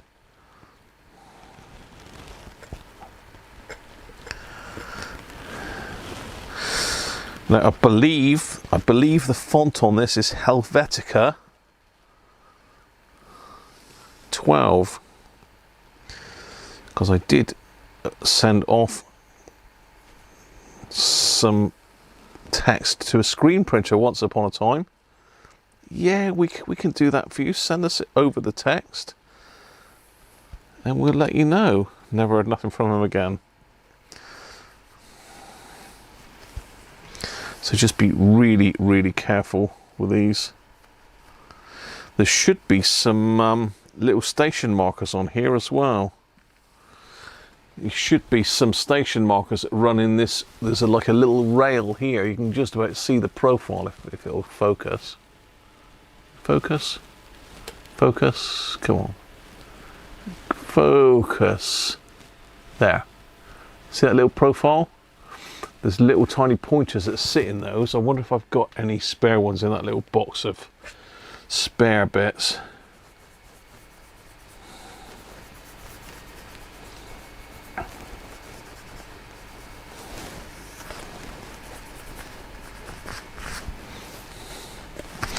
This is going to turn out to be a very nice radio. In fact, I might even have this one on as my daily driver at the moment. I haven't really got a daily driver at the moment. It's normally a Hacker Hunter, to be fair, but that one's downstairs because that was our our power outage radio. Just do a little bit of muck there. Yeah, I had that and the Texan going while we had no power. And from what I think, was it Aaron or somebody just said there that we might be without power again this weekend, which is going to be a real pain in the neck, that will be. Right on Christmas.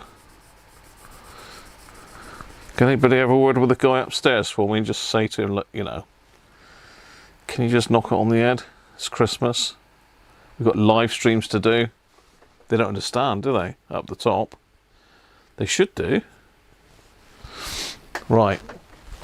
That's better. Let me see if I've got some little dial pointers a minute.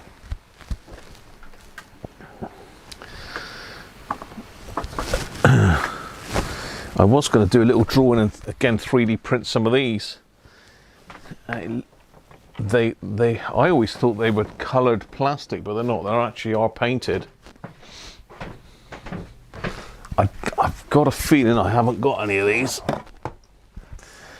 If I have, they're probably not in here. They'll be somewhere else, because they've been a little tiny baggie somewhere. I did have some, but I think I've got a funny feeling I used them in a radio. They had some missing. Yeah. Just having a quick look around.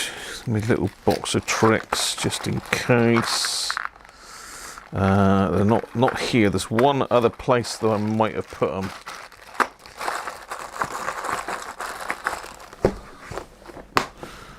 There's one other place I might have put them.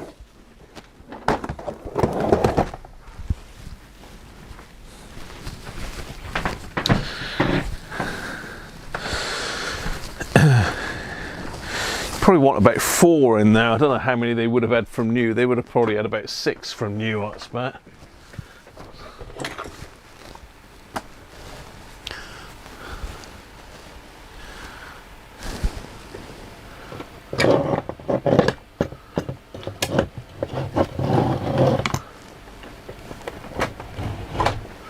Sorry, Sandy, you're gonna have to move for a minute.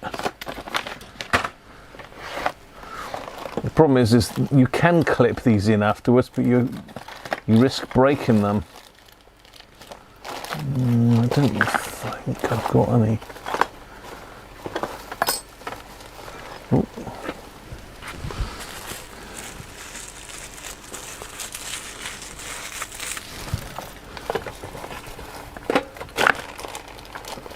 As I say, I definitely did have some, but I think I've used them on another radio.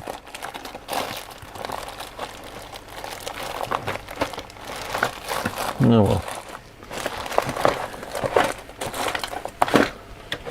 Just check this little drawer here.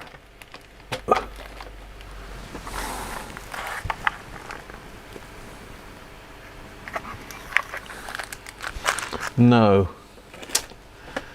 Yeah, I did have some somewhere, but I don't know where. Oh well. Oh well. Yeah, I've just got it in my head that they're here somewhere, you know? You know when you've seen something recently, you think, oh yeah, that's where that is. I'll make a mental note of that, and then, you know, it goes by the wayside. No, I can't find any for now. But yeah, they would have slid in there to give station markings.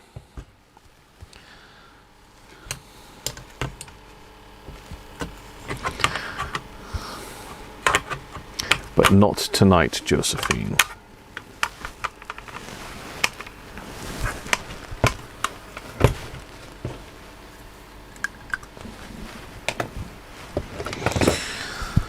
Okay.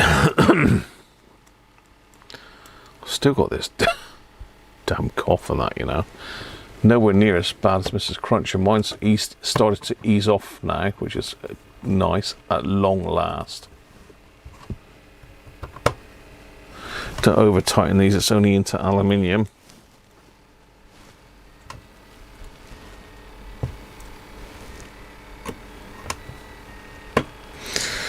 So we haven't sussed out. I'll tell you what I need to check before I fully tighten it up, that I haven't moved that dial pointer by cleaning it.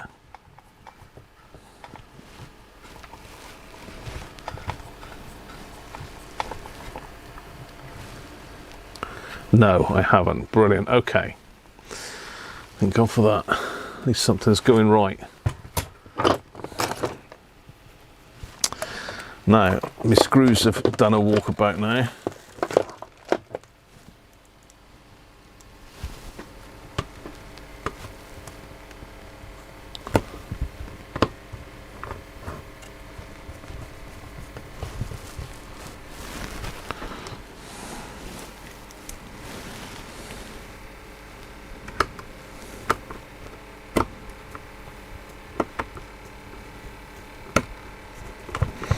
So I'm putting them through the same thread. Let's say it's aluminium, so you don't want to be over tightening that.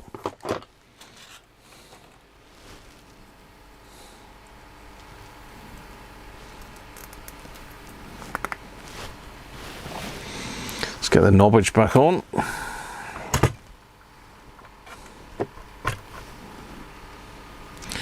These would have had little washers under these actually. You can see they start to scratch the front a little bit, so there should be little tiny felt washers on those. Got some there, but they're too small.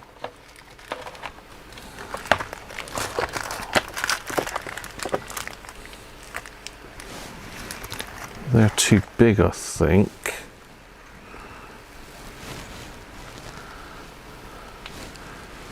So that'll do for the tuning one. Got one there for the tuning knob because that is bigger. It's not that much bigger on these radios, is it? Yeah, so got one for the tuning knob. That's good. It's they just go over there, just stop the dust going into the fascia. You know, notice I was pulling all that dust out. Well, if it had these washers in originally, which it should have had, that wouldn't have got in there. But I think these are too big for that, yeah. Got some white ones there, but the hole's not big enough, I don't think. These are for the Roberts R200s.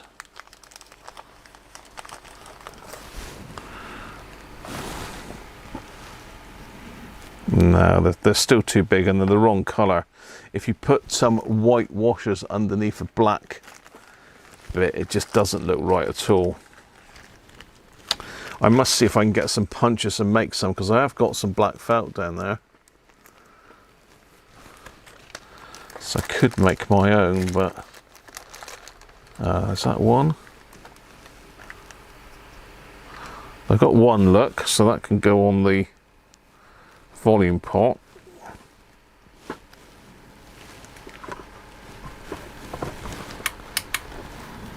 Slightly too big, but better than not having one on there at all. Got any more? Knocking it on us. Another one. Is that another one? Or is that too big again? Yeah.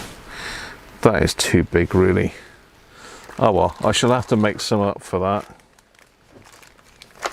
I've got lots of things, but I don't have everything. It's worth a try though, isn't it? Shoppy, how you doing, mate?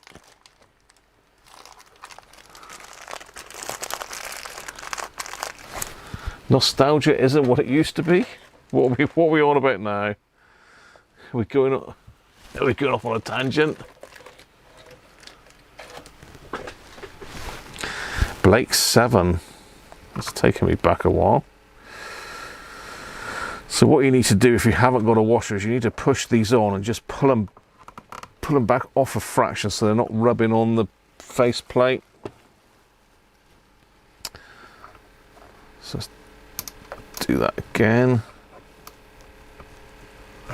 Push it on and then just pull it off a fraction.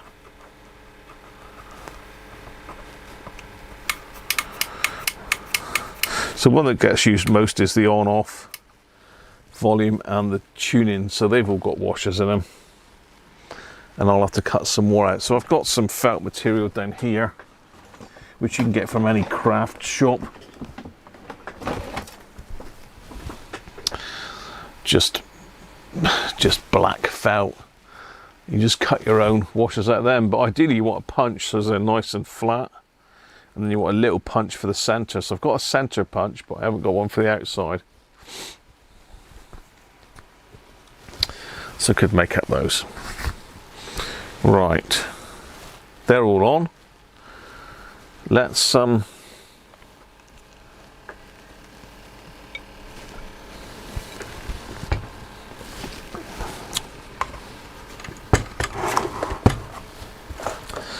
let's get some power on. And can I hook the speaker up? What size speaker is it? It's a monster speaker, I know that.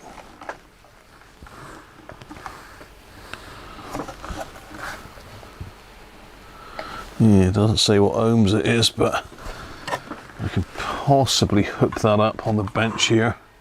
So I just want to check the dial alignment. It's easier to do it while it's out of the chassis, but you can do it in the chassis, to be fair. It doesn't really make a lot of odds on the hackers.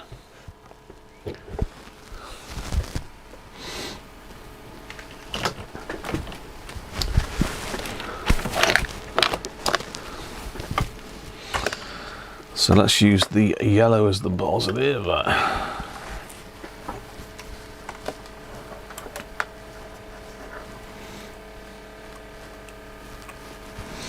turn off the lovely... Whoa! The goat wanted to get involved then, look.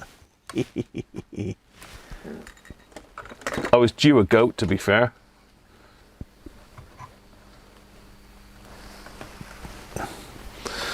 What's that there now? I believe this is a 12 volt radio, isn't it? Not an 18. 12, not an 18. 3, 6, 9, 12, yeah. So let's get my power supply on 12 volts. Excuse me.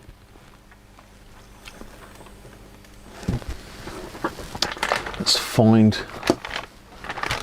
the power supply. There's one. There's our positive. Where's our negative gone? There.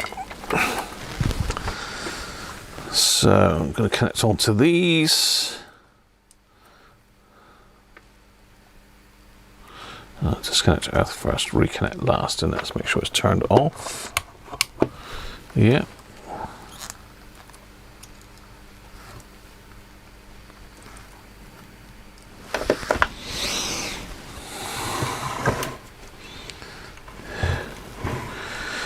So we want the AFC off. Let's get that back to about halfway, both of those. So we need to go to 100. Which is there. Now if I turn it on now and it's on classic FM, we've hit it without doing any adjustment.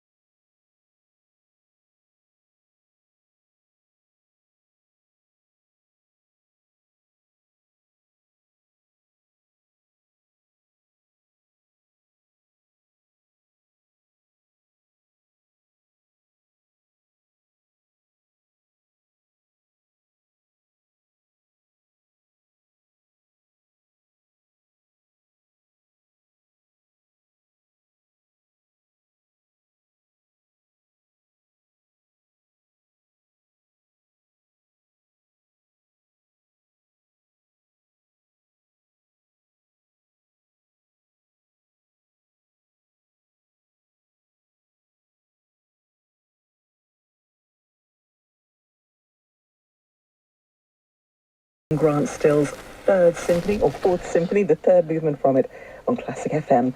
Have a wonderful Friday night. Tomorrow starts with Tim on breakfast, Tim Leroux, and then from 10, seeing you through the morning, the lovely John Brunning returns to Classic FM for Saturday and Sunday. Have a great Friday night. On the way next, Jonathan Ross taking us to the movies with Elsa and Anna. Jonathan Ross, there's a presenter that... Okay, so it's got to go the other way. Everyone, I have an announcement. has been nominated for 4 Golden Globe Awards. Okay, a little bit including further Best back. Picture, musical or comedy. Critics are calling it the film of the decade. So I've been told. That is now bang on. You're not quite square on with it, but Think of what we could do together. Wicked. Rated PG. This is the sound of a Whitley Neal gin and tonic. But what does the Whitley Neal Distiller's Cut London Dry Gin sound like inside a gin lover's head? Listen. that's bang on. So now we need to go to the other side of the radio and we need to check 88.1.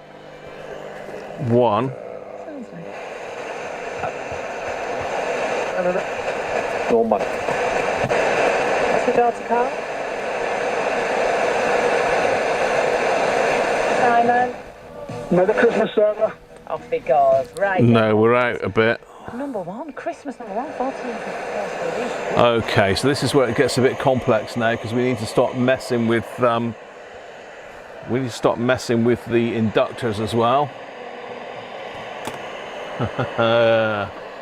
Yes.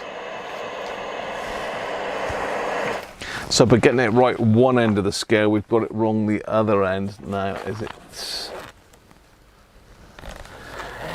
So you've got 3 inductors and three coils and 3 capacitors.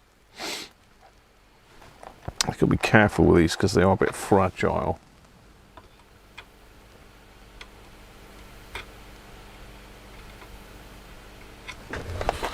Just get me heading over the top. I just heard Mrs. Cruncher arrive. So, oh, actually, has that got anything in it? Doesn't look like it's got anything in that one. Looks like he's bottomed right out.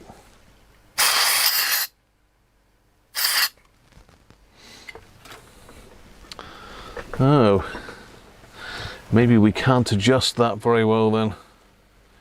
Doesn't even look like it's got a core in that one. If it is, it's right down the very bottom. Let me get my eyes on it.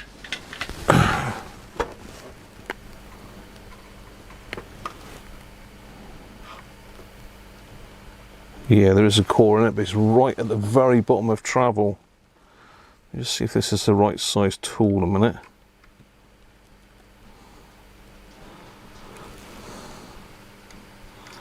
No, we need a slightly bigger tool.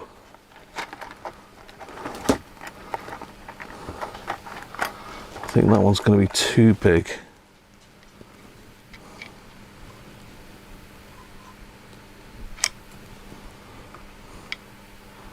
Yeah, that was too big. Well, if you use Aston's tool in it. Well, Aston's tool is a perfect fit.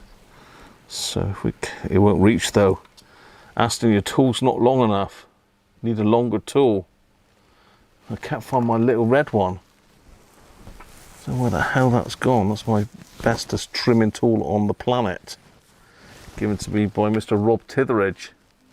There's my 7 o'clock alarm as well, so it looks like our stream is nearly coming to a conclusion. Okay, right, I can get in there. Let's try that again then.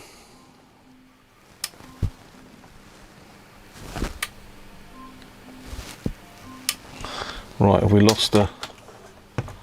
Why are we not getting any sound now?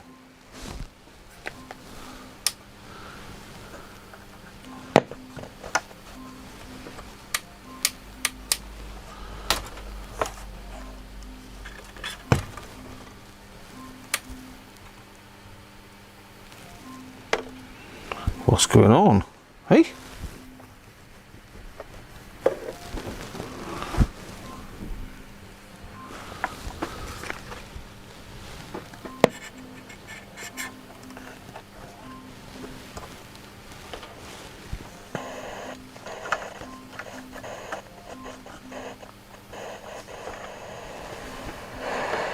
Aerial connections.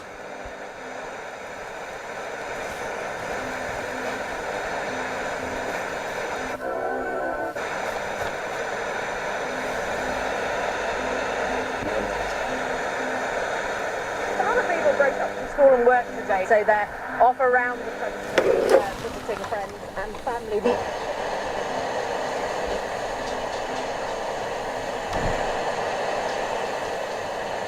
Some of it's pretty common sense, but they're telling us to stagger travel time, so particularly if you're travelling tomorrow. Off onwards right through to the evening.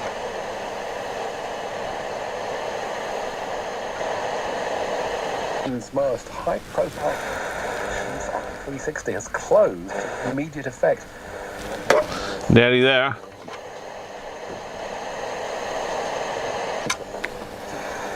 Brighton and Hove City Council said it would conduct an investigation. 88.1, there we go, absolutely bang on. It's a funny angle with you if I turn it around a bit. They're still selling tickets when it seemed clear they knew they were about to go into administration. But it's a bigger thing. It's very sad for Brighton, I think. Right, so now I need to see if we got 100 up this end.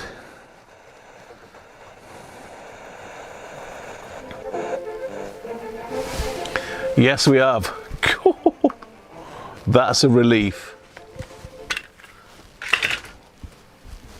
Okay, that is a relief.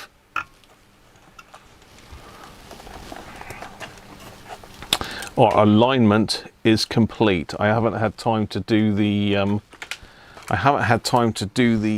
other bits, the back panel or the battery terminal.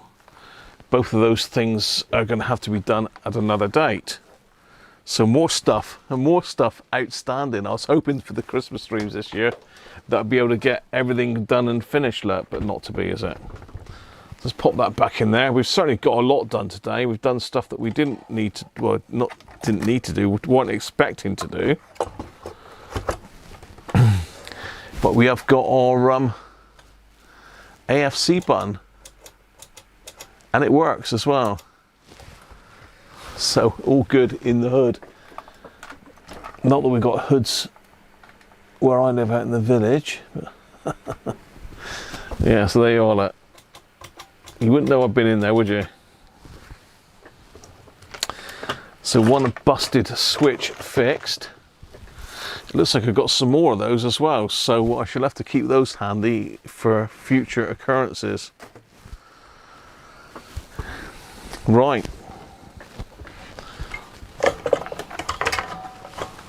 Let's get this off the bench and let's get the advent calendar on.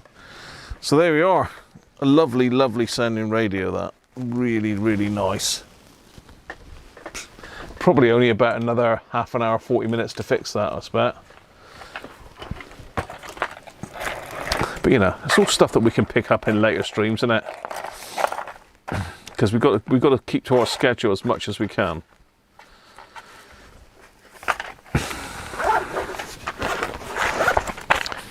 Right. Power supply off. Supply. What's the power supply? And let's find number 20. Oh, I've seen him straight away. Straight away. Right on it. Straight away. Right, number 20, anybody?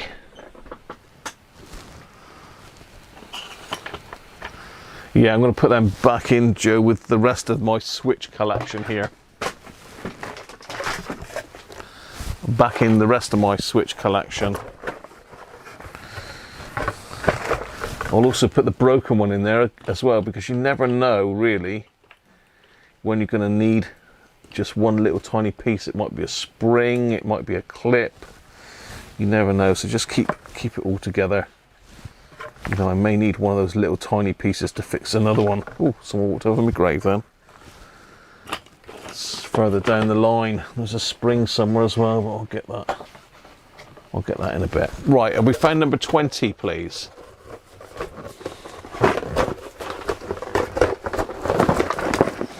I put them in the switch box. That's where I put them. Near the top of Santa's hat, Dave. Well spotted, mate.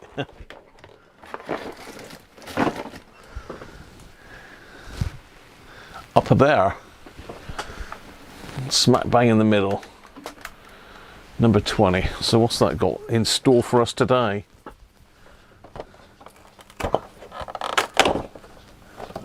Oh, flat. A flat tip. What was that? A 5.5. Nice. I sounded posh then, didn't I? A 5.5 mil screwdriver bit. I sounded French even then as well, just for good measure. Wow, we haven't got a lot more slots to push them into. It's got to be in one of these. I'm going to go with that one. Maybe we've only got one flathead. Look. There you are. That's it. Another stream, another day. 4 more streams to Christmas Eve. Thanks for joining me today, everybody. Hope you've enjoyed that. Lovely radio that. I will get it finished. It's not difficult to get that finished up. I mean, literally, as I say, about half an hour, 40 minutes, and that'll be done, really. I've got to fiddle about though with the back panel, a little grill, and I've also got to make some knob cloths. What? Knob cloths? Felt washers even. Knob cloths. Anyway, thanks for joining me today, people. Thanks for the super chats, and I'll see you tomorrow for the Sharp 555. I'm looking forward to that. Massive, great boombox from the 80s. So, my era. Catch you soon, people, and take care. Have a good one. Don't forget to give it the thumbs up. And if you're not a subscriber, hit the button. It's easy. Catch you soon. Bye for now.